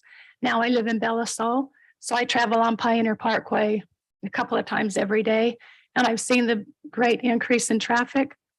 But I wondered with their study, I know he says that they take into account a 5% growth increase, but I wondered if they took into account the close to 200 apartments that are being built across from Lava Ridge and the big development that's across from Lava Ridge, and then the big development that's going in behind Belisol and all the traffic that will bring, because that's more than 5%. So when you add all that traffic to, like Mark said, tournaments that are going on at the baseball fields, I just wondered if that was put into consideration. So that was my question for Aaron, if he can answer that.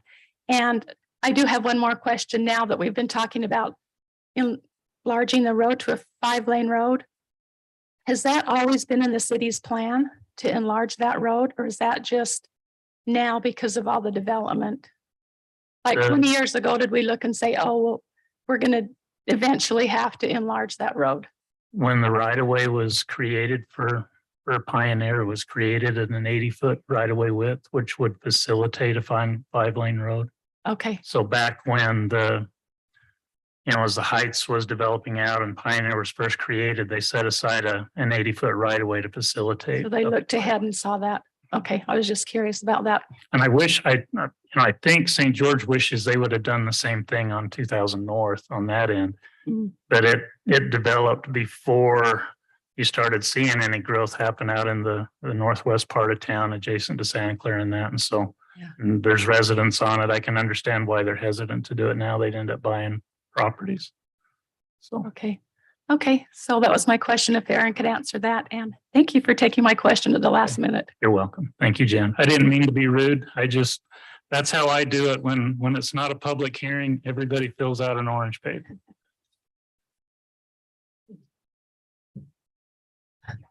The question that Mark and Jan had regarding do we look at softball tournaments, large tournaments, big events? We don't typically in a traffic impact study.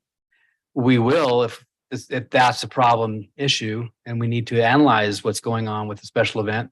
That's something that we specifically look at. But this is just typical afternoon, there's typical morning, typical afternoon traffic conditions. What was Jan's other question? The background, did it Background. include Solace and Desert Village? Yeah.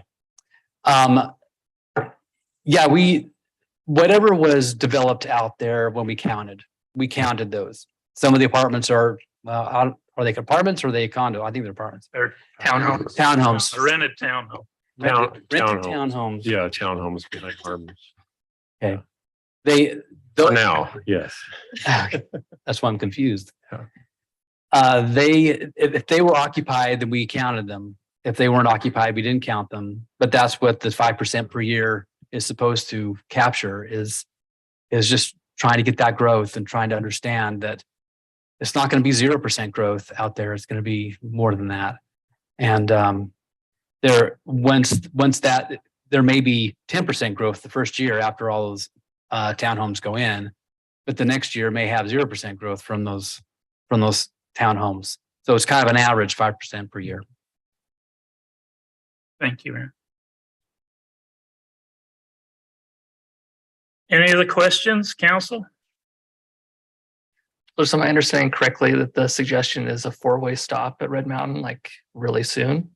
Is that what you said? I think he's given the city an option to do a 4-way stop as an interim before the signal. I think that, based on some of the commitments that we've got from Regal and these guys, that I'd like to see the signal come sooner than later. It would definitely I'd like to see it happen before we expanded the lanes on Pioneer for sure. But signals have to meet warrants. And so, but when the design, as part of the Regal Homes project, the design of the intersection of Pioneer and Red Mountain was required for theirs. And it was thought through for a signalized intersection, so that the improvements that were put in for the Regal Homes that accesses Red Mountain up through Silverado would have to facilitate construction of that signal. So we'd get everything in place as soon as we could, so to make that signal transition as quick as we can make it. It just has to meet the warrants before we would do it. That answer that question. Any other questions? This is a general question and I don't know who would answer it, but is the only entrance to Black Desert from Santa Clara going to be right there at that Red Mountain? No, you've got accesses out the north.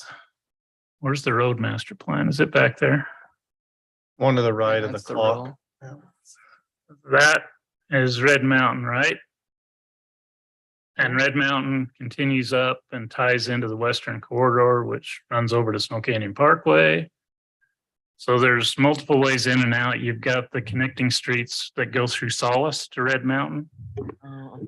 So you have Affirmation Drive, you have the connection of Red Mountain to the northwest corridor, whatever we want to call Jacob Hamlin Parkway up in that area. Then you have another connection that goes through Black Desert out to Snow Canyon Parkway, to the large roundabout where they're building out there now. So there's multiple north-south routes and east-west routes. It'd be nice to have another one, and Aaron's asked for this for the 20 years I've worked with him, to have one up through Entrada. Back when he was a St. George City traffic engineer, that was a high on their priority list, didn't happen. So the road network kind of circulates the Entrada project and the private streets. But Hamlin Parkway is 100-foot right of way. It'll be a major arterial. Red Mountain is 66 foot all the way to Hamlin Parkway. I can't remember, Dustin, do you know what the road width that goes up through Black Desert that they're building now out to the roundabout is? I don't know that one either. Yeah. But that's I think a fairly major roadway. So there's multiple ways in and out from Black Desert. But no access up at Pioneer. No direct access off of Pioneer.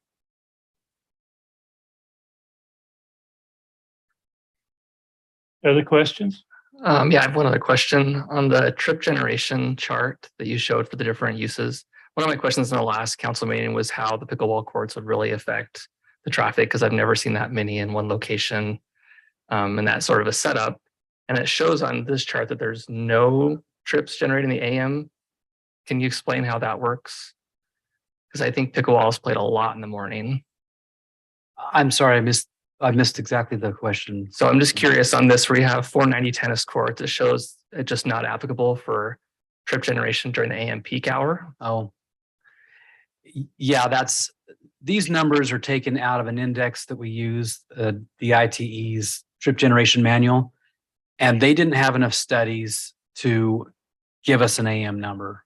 So that's why I put NA, because I couldn't take it out of the reference. And we couldn't guess on it without studies, but they do have PM peak hour studies that we could use. Okay. We could go do a count on Goober Park. Yeah, or like the little valley complex, right? That's a pretty big. There's a lot. I agree. There's a lot of them in the morning. Come out of Goobler, and they all go the wrong way in the parking lot. Indeed. Oh, you had to bring that up. I been a while. thought we'd put Been a that to while. bed already. Questions, council? Well, we got the expert in the audience. Aaron, what would it take to do a study on the entrance and exits from the pickleball complex onto Red Mountain and Pioneer after the tournament?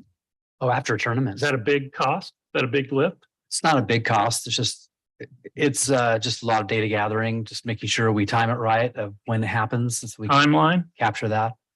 It would probably take about a month or so, just knowing that, but we'd have to know a schedule of the Can't speed that up to like week, 2 weeks. I wish I could say, yeah, I'm sitting here on my hands, not doing anything, Mayor. I'd love to jump on that thing. We had to bend his arm to get him here tonight. The question I've got is it would help if we needed to require any additional design elements inside the parking lot to facilitate the pickleball court. That would be really good to know if that's going to turn into a major bottleneck that can be eased by additional lanes. I mean, they're relatively short driveways. If we can do additional lanes or additional right turns or something like that, that could probably be built into Jay's design relatively easily now to help, make that a little easier situation. I'm just wondering how long it would take to look at it.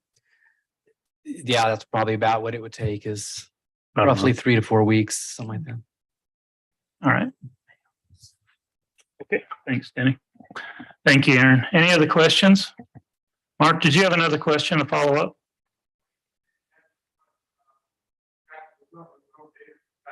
Oh, there are numbers. If you look into the study, did you get a written copy of the study? Hey, give me your email and I'll send it to you. He does have existing counts on those intersections and those anticipated numbers. It's buried in a document about that big. So, but we can get you a copy of it. Okay, any other questions, council? Mayor, just a comment, just as we move forward on this and just, again, I brought up access so Harmon's creates one access into the development, both on Pioneer and Rachel for that master plan community. And then the ACE has the same, obviously smaller parcel, things like that. This excluding Red Mountain, if you counted Red Mountain, there's 4 coming off Pioneer into that. And I just, looking at the again, they might be warranted in the master plan and all of that. It's just, but 3 of those are going to be without signals, stop signs, any of that. And obviously a stop sign coming out of the development, but you're either, if you look at access 2 and 3 right there, and then access 4 down that I brought up earlier, it just, you come out onto that, it just gets concerning. Again, they may all be warranted in that. They may be different parcels, part of the development, different, one's accessing the commercial and one into the pickleball there. So it just a thought as we move through this, and it maybe just as we move down the road, just an explanation of the purpose behind it and things like that. So you're asking, would it make level of service better at the accesses if you eliminated one of them, perhaps? And that's what I'm thinking. I'm looking in that Access. Yeah, with access coming off, is there a way to, is it better or worse? You woke the architect up now. Yeah, there we go. Jay, state your name for us. I'm Jay Taggart. I'm the architect on the project. Regarding access 4, the main reason for that is fire access, so that if there's an incident with fire, that they have a means to fight that fire around the building, and just for ease of flow. But that's the primary reason for that access is that. Okay. Aaron, would it help access 2 and 3 level of service if one of them went away, or make it worse? In working with the civil designer, it was important that we had access through the development so they could get to the signal. If you take one of the accesses away, it just puts more pressure on the signal. It puts more pressure on makes it on worse. a couple of the others that may not be LOSD, may be dealing with an E at one less one. That answered the question. And is that access, looks like there's an access coming into the existing Harmon's access. Is that for fire as well, or is that actually going to be an access? Yeah, right there. Because I know that the plans we saw shows just a big retaining wall there along the whole side. Yeah, I remember that not having any access to it. So when I saw that, I didn't know if there was something there needed again for fire. I can answer for a traffic aspect. Whenever you can get cross access from one parking lot to another, do it, because that way they're not going out on your transportation system and congesting your road in order to get to Harmon's. Yeah. But there's quite an elevation change, I believe, in this parcel. So I just saw that it looked similar to the other one that might just be for to have the 2 access for emergency vehicle, but and I don't think we're here specific for that, but it's my understanding it's cross access. Oh. They've got that in place, and to place those buildings there where they're showing some of them, there's going to be quite a bit of site work to get the site prepared, where they show that pad right there next to that access.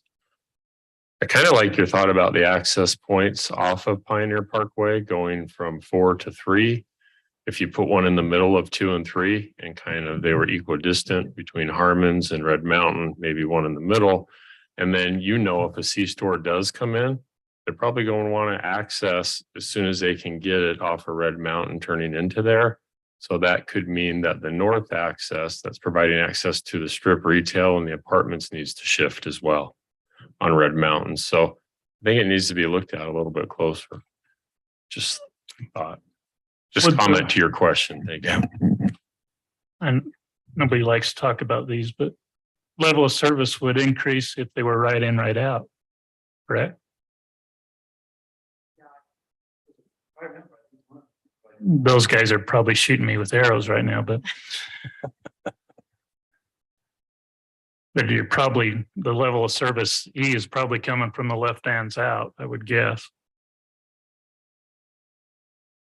Mayor, while we're going on that, I would personally rather see the light sooner than later as well. I just coming from I believe with the development coming in and the way that road's going to continue, the growth outside our city, the work in the gorge. I mean, all of those, I believe it's going to be more important than ever to Yeah, have a look there. after looking at the traffic study that Aaron did and just the answers to my questions tonight, we're gonna put that on the burner. And then we need to go after the Western Corridor.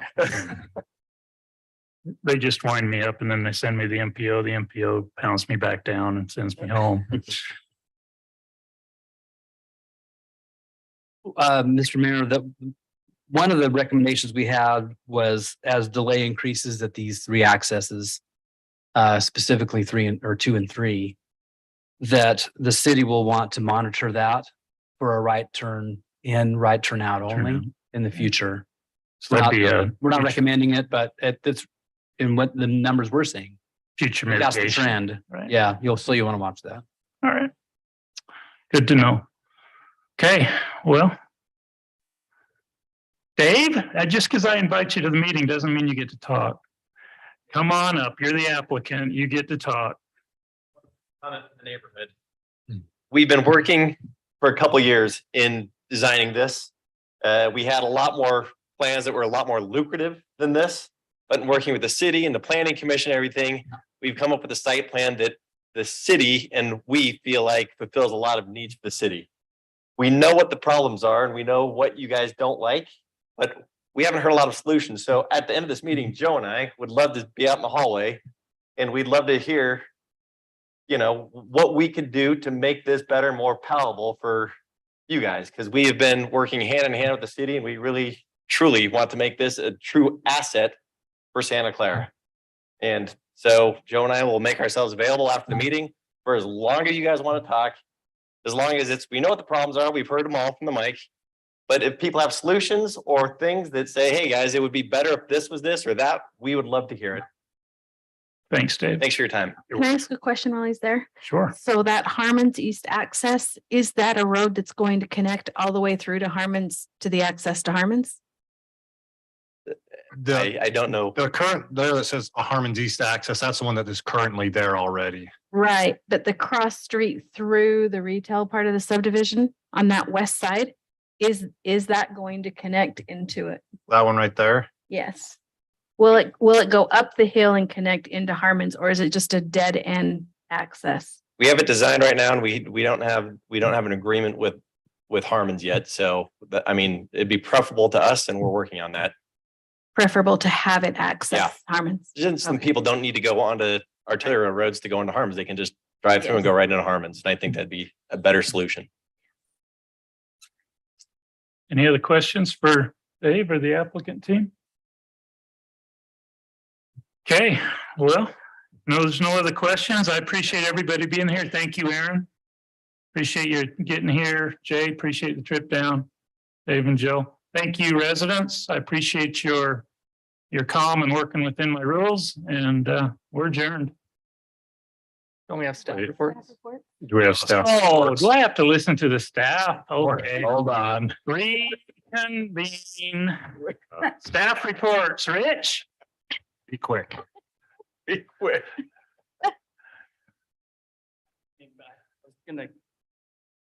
Were you wanting to get a count of people leaving the pickleball court and coming to the pickleball court in Bugler Park? Is that what you were asking? Well, we'd like to get it probably an event scenario. That account wouldn't represent an event scenario. So it would represent an AM peak. So yeah, if you wanted to put the counter out there. Yeah, I can get the counter out there. Senior games are coming. When is? Don't do it during, well, When's the That's a softball tournament? one-off then. That's only one time a year.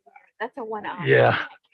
Okay, so first week of October, I can, next softball tournament or whatever happens up there, I'll throw it up there Okay. for the weekend and we'll get a number for you. Then they'll be able to see how fast they're going too. Yeah. We can see all the ones that are going the wrong way. too, so. Make sure you set it up so they have to go the right way to register. Yeah. Thank you, sir. Ryan? We've had an impressive month at the garden. 2 weeks ago, they sent 339 pounds to the food bank. Last week was a whopping 770 pounds. Wow. And just today, another 555 pounds. And there's more to come. So volunteers are doing an awesome job. Everything there's done, they've taken out the water line. They're just waiting for the crop to finish and harvest it, and then we'll be done. Jim Entz has been down there putting in some work. All the grass has been sprayed. He's ripped a lot of it out. He's taking down the rest of the trees, and he's in the process of removing all the stumps and getting them pulled up, and then we'll get them hauled out of there. So that's moving forward. Our overseeding project's done at Goobler. Curbing is done. They're starting on the cinders now for the warning tracks. We've got them all there, and the guys are going to get that knocked out and get ready for senior games. This weekend, there is a very large event going on at Canyon View Park. It's Brooke Seeley with the BMX. They're having, I think, a national event. And they are having their awards ceremony at the awards ceremony at the large pavilion at Canyon View Park. We're having one on Friday and Saturday, and she said they're expecting anywhere between 400 and 600 people. Wow. So there will be a lot of people there if you're driving by. Don't go to Canyon View Park to play this weekend. Running. They got to share 7 parking place. And last week, I attended a meeting with several representatives from Washington County for trail etiquette. It was a good meeting. We started a discussion, kind of got sidetracked on e-bikes, but the main idea is we want to create all the connecting trails from city to city, have some uniformity. So all the rules are the same, speed limit same, signage same. And then their ultimate goal is to make it somewhat of a statewide uniform. So, because we have a lot of visitors that come down from up north, and so when they come down here, they don't have new rules and new guidelines. And also, we're trying to figure out the best way to educate people on etiquette.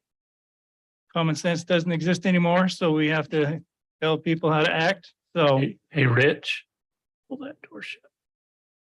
Anyway, that's all I have. You have any questions for me? What's their timeline on getting their design standards? They're actually coming up with a draft. We have another meeting set for October 4th. And we're going to move forward. They're going to do a kind of a rough draft, and then we can take it to councils and see if cities want to adopt it and go from there. Jim, kind of put that on your radar for your design standards. If they're developing new bike trail design standards, they could be incorporated into the update. I have a question, maybe for you, maybe for Brock. When we last met with Brooke about the parking lots up at Canyon View, it was put on Scott to look into reapplying for more money from the county. Has that been reassigned, or does that need to be a discussion we have? It's assigned, Ryan. So any progress on that, I guess, is my question. No, we haven't gone back to, we've had just a little bit of discussion that we need to go back to them. We haven't gone back until. She needs to tell us what she's gonna get donated. That's a little, I mean, we have the initial engineer's estimate, which on the Canyon or the BMX side, whether by the pickleball courts, I mean, I want to say it was like 700,000, and then you needed another 2 something for the over on the Canyon View side. And so way I understand from what Brad had relayed to me, that they'll maybe go up to 50%, and we got 150. So we could potentially get up to 500 at the time. I mean, as you went there and they said, no, we're holding funds to build their building.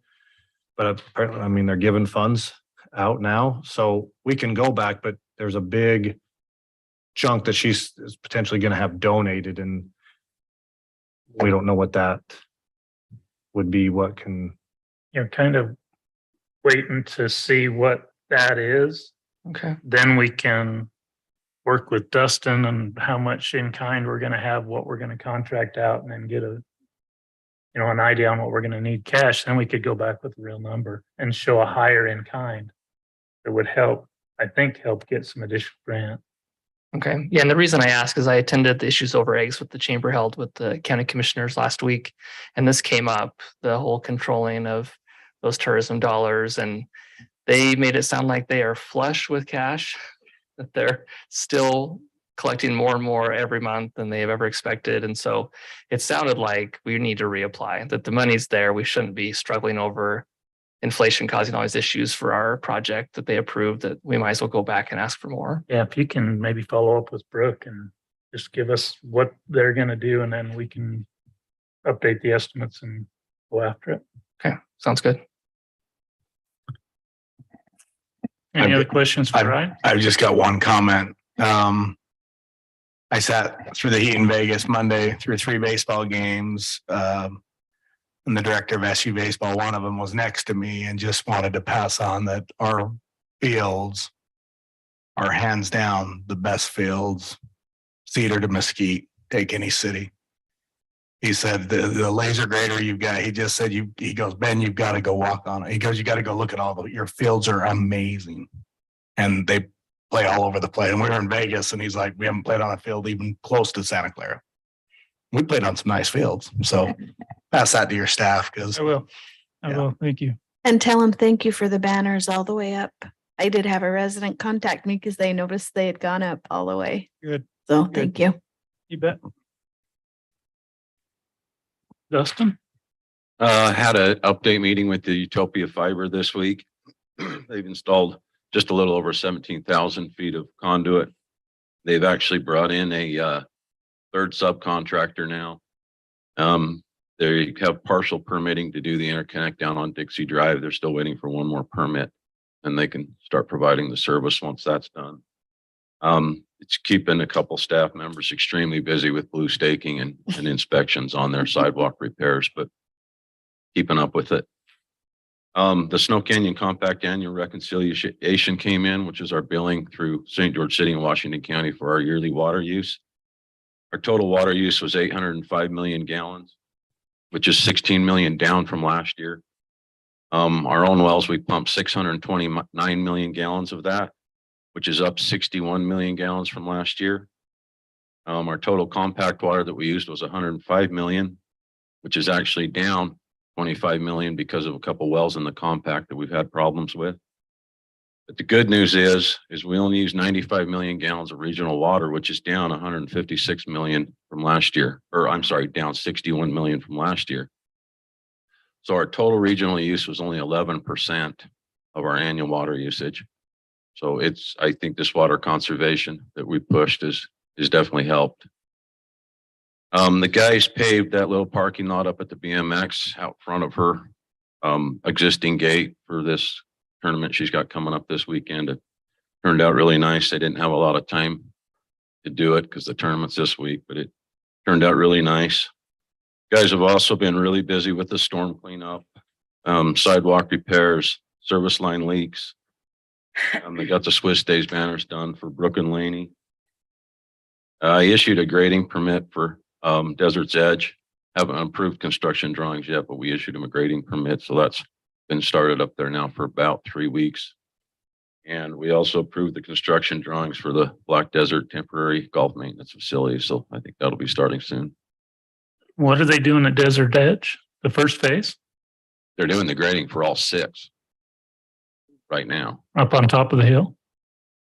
No, Robert Smith's Desert's Edge. Oh, okay. Whale crossing. That's what I thought I saw. You'd have been part of that, Rick. Where did that come in? Yeah, I need another pill. That's all I have. Do you have any questions for me? Yeah, I saw that. I saw my daughter calls them the Jesus candles out on the ark out in front of it. I have a question, but I don't know if it's for you or for Jarrett.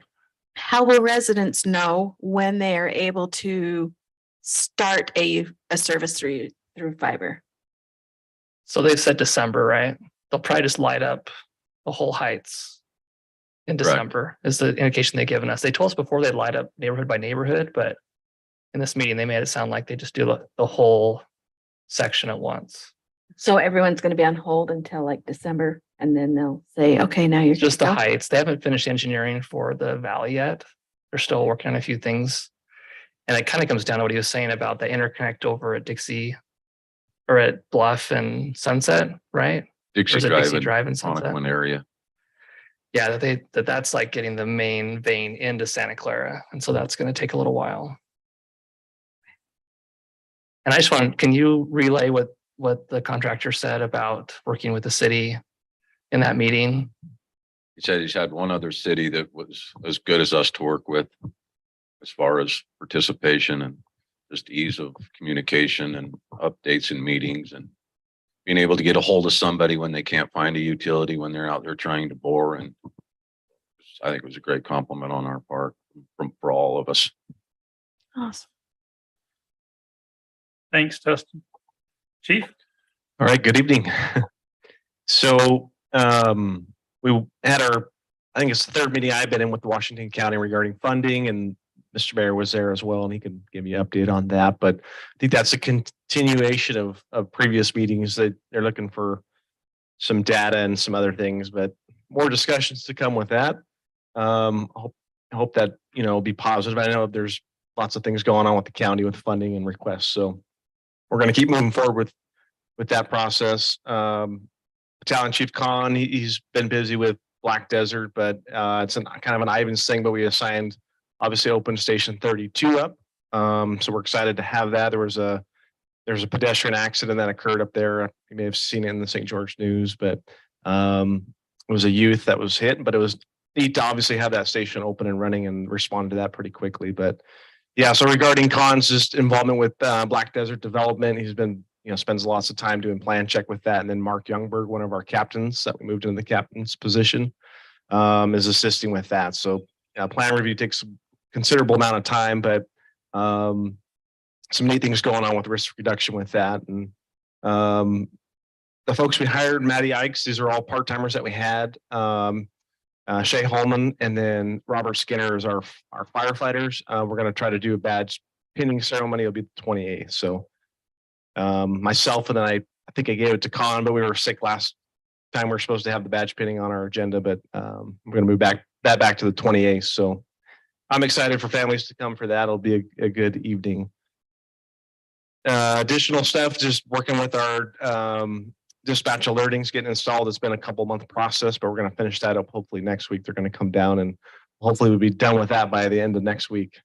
So that's making noise and alerting both our crews and residents apparently. So we're going to get that fixed too. There's a speaker in the back that goes off. So we're going to try to get that shut off after hours. So I haven't, but no, it'd be everyone on Nicholas and that area. Dale Gorley called me. Oh yeah, he's right there. 3 a.m. it went off, blew him out of bed. And he said, what do I do? And it goes up. I said, put your boots on and go help them. Perfect. So we'll get that fixed. So it's just a programming issue that was overlooked. And I want to bring up the ambulance lease agreement. We're going to hopefully bring that to you guys for approval, but it's pretty straightforward. Matt's looked at it, but it's basically an annual automatic renewal unless we want to. They don't want to renew the agreement, and then we provide a notice, but it'll be annual. And then that red ambulance you see driving around, which is a great asset for us. We're happy to have it, and it's brand new, and we thank the county for that. So I think that's pretty much everything. Any questions folks may have? And how are your meeting reports going at Ivan City Council? Good. Yeah, they've been good since I've been here, I think. So at least from my perspective. So yeah, it's good.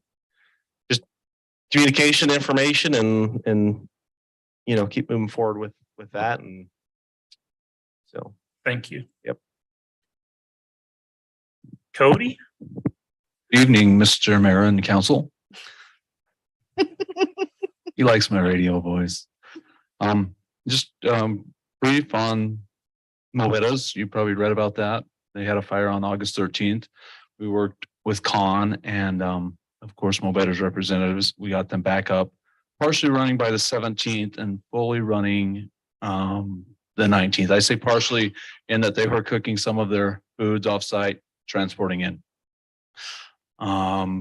O'Reilly's is open. What was the cause of the fire? That they have a unique way because of their business and their greasy foods. They have a smaller table, maybe 18 inches to 24 inches off the ground on casters. And on top of the caster table, they have a grill.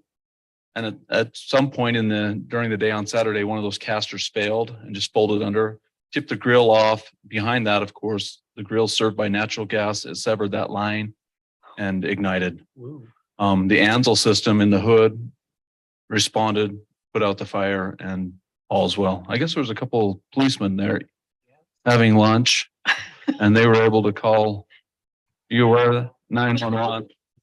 By the time the firemen responded, hey, those building officials and building inspectors had already done it. So I can't wait to get the minutes of this. I hear it. This is.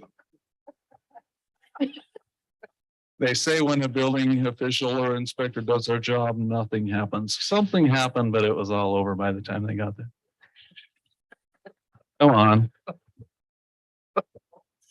All right, enough about me. So we have a couple more. The Alumni Creamery is interested in occupying the space on the east side of Harmon's. And then there's Pad A is finishing up on the west side of the parking lot, and we'll probably be seeing the Beans and Brew TI application come in soon. On the residential, the mayor and I discussed this briefly earlier in the day, that the permits are staying constant. We're at 12 new single family and multifamily residential permits for August. That brings our year total to 190. And commercial, we are at 6 commercial permits, which for our small little city, that's impressive. Inspections, I have to share Fred with Dustin, but yeah, he's doing a great job for us. We had 710 residential inspections last month or through August, and 52 commercial. So he's hopping, and we're keeping him busy and hopefully out of trouble. Selena's keeping me in line. So any questions for me? When do you expect the Thai restaurant to open? That was my question. Oh. I could have eaten there today. I was in on an inspection today, and I failed the inspection, so it delayed it, but Oh. they're putting the hood on. No curry. They've got the hood in, but they're doing the band extension up through. So they're close, but it's hard for me to give you a date. Otherwise you'll hold me to it. But I'd say in the next 4 to 8 weeks. Oh, jeez. All right. Any easier questions? I just have a compliment. So I had a unique opportunity to sit in the upstairs conference room on Thursday for about an hour and just overhear Selena's conversations with people calling in. And I was just very impressed with how she understood the code and explained it really well. She just did an awesome job. Yeah, she's a great asset. I will pass that on. She'll love to hear that. Thank you. Jim? Thanks. I have a few things, and I work with Selena too. I get a little bit of, we share her a little bit. She helps me out as well, and she does a great job. We've got a few things happening. Tomorrow night we have a planning commission meeting. We don't have a lot of items. We have just 2. We're going to discuss the Aloe Care signs. So speaking of Royal Thai and Quench It, the Aloe Care's coming in. Cody could probably give you an idea of when they may be looking to open. I'm not sure. Is that 6 to 8 weeks? After you eat the curry, you may need to go there. Be careful. Wow, he's full of some stuff, jokes tonight. Anyways, because it's in the planned development commercial zone, it requires planning commission approval of the wall signs. We'll be doing that tomorrow night. And then I just want to give them a brief intro to the Title 16 subdivision code update, just letting them know it's coming down the pipeline, because the mayor has talked to a number of us about getting something in place before the end of the year, before some of the changes take effect in January. So we'd like to do it probably in November if we can. I've been working with Dustin and the mayor and others on the city design and construction standards update. We're hoping to have that done before the end of the year. It could be November as well, bringing that back to the council for approval and adoption. We had a heritage committee meeting last week. I'm just going to bring it up, Lena. We have Brian and April Hickman have purchased the home at 3086 Santa Clara Drive. It's directly across the street from the Santa Clara Merc. They're looking to convert the existing home into an interior design studio for April Hickman Designs. So she's had a business for about 7 years. That's exciting that they're Is this going to. the corner lot or the lot with the vacant lot attached to it? It's House with the vacant lot. House with the vacant lot. yeah, yeah. The vacant Cool. lot. I don't know if the vacant lot was sold separately or Separate. yeah. Just purchased the home. Yeah, So they they just- purchased the home. Mhm. There are 2 different legal descriptions with those. So they did purchase the home. They're looking to do this. There is a small basement and a small detached garage, 1 car in the back that they'll be using for product, just for storage. We had a good meeting with our, I want to say Dixie, but I'm going to say Utah Tech, with our Shop Local campaign and alliance yesterday. Our Professor Erin Ortiz brought her class. I believe we had 8 or 9 of them. We did a tour of the museum, and then we did a walking tour of Santa Clara Drive from basically we went from in Santa Clara down to the Merc and back and talked about some things, and it was very interesting and it was a good group discussion. The kickoff for that alliance is on October 4th, and that's from 12 to 2 p.m. You probably have that on your calendar already. And then I just want to ask a brief question of the council. And I thought this was a really good point during our discussion with the Silverado tonight and Aaron Baker. Mary, you talked about a study kind of before and after the impacts of a pickleball tournament on that site. Is that something I have direction to follow up with Aaron and the team tomorrow to get that done? Because is that something you want brought back I think to feel a that- little more comfortable about what's being proposed? They're not going to have it done by the 28th. No. So I think it would probably be a condition I don't know what council's going to do, but if they elected to approve the pickleball facility, then I would make that a condition that they do that so that as part of their site plan approval. That way, any design considerations that would be necessary to simplify that can be incorporated into their design. There might be a way that you can have, an alternative crash gate access. It's not open all the time.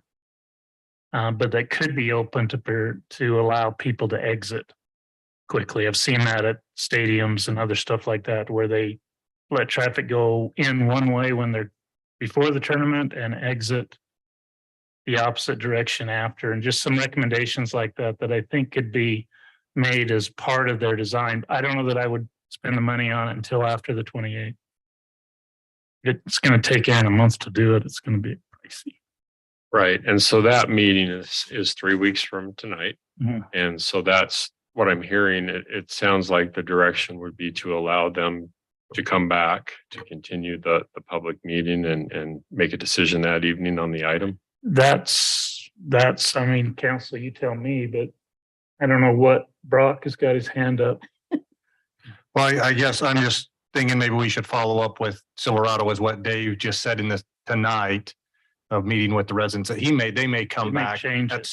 some point with complete change. I think maybe That's a just good have point. Jim follow up to see when they're comfortable and ready to come back, because who knows what their design might be following tonight's meeting. Yeah, follow up with him and see, but I think, I don't know that I would mandate that study before the zone change hearing, but definitely make it a condition if they'd wanted to go that direction. It's probably not a bad idea on any type of facility that has an event tied to it, that you look at that type of traffic in and out as part of the event. It's a major facility, and I think it's going to be a regional draw. We're going to have people come from all over to do The thing that I tournaments and think is things. going to happen though, just looking at Little Valley, you don't have a ton of spectators. You have a ton of players. And so it's not like a 60,000 spectator type thing. It's the players that are going to be there. So, and we could look at Little Valley hosts a lot of tournaments, and parking is always an issue, but they didn't have any to start with. So I don't know how much they've mitigated that with their new parking out there. But it's something that's definitely we could look at on these type of, if we get any more of these type of things.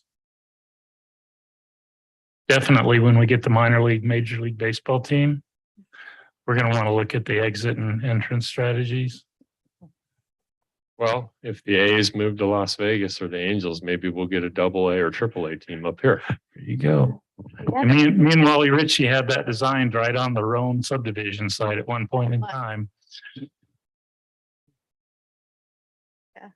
Can I add one thing to your comment? Just as a heads up, so council and mayor's aware, the class that Aaron brought here to come to council, they will be attending Swiss Days as well. They are going to be doing our first survey at Swiss Days. It will be done by iPad and QR codes. So if you see people asking people to participate in a survey, that's what they're doing. They're okay to Have they do got that. name badges?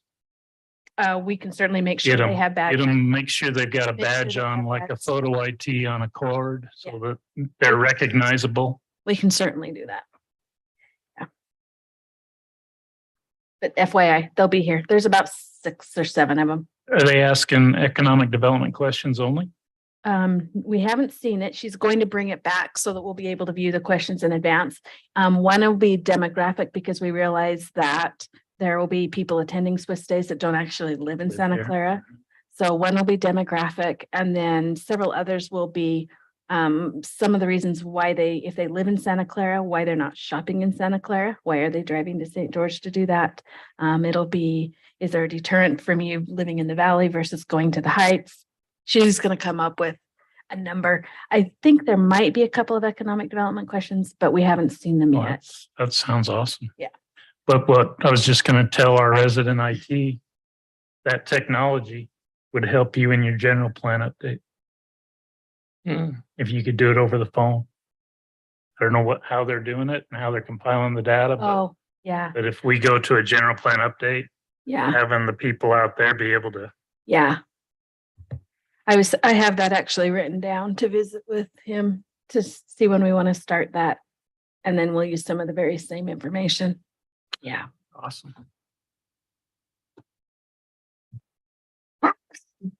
That it? Sorry, yes. What's going on? Rock. Just that the audits is going on right now. Debbie's here in town for this week and next week. We have the audit going, and on Monday we'll have Verkada reps here through Volcom coming to do the swipe card installs. Be starting Monday, so it'll be getting updated. We're going to have security in this building or check-in. Do you have swipe card? We'll get you. You have a card, or you can do Bluetooth on your phone or a fob. Fobs, the cards are coming with it. We haven't ordered the fobs yet, though. But then you can also do Bluetooth on your phone. So, so coming in these exterior doors will just be you can just use swipe card or your phone. And what they told us, it's a setting app setting, and then it's like within 2 feet, it'll click to unlock when you get within like 2 feet of it. So Nice. so yeah, that's I think everybody else covered what we discussed today. So Okay, council, anything you guys want to update anybody on? Sweet. Can I adjourn now?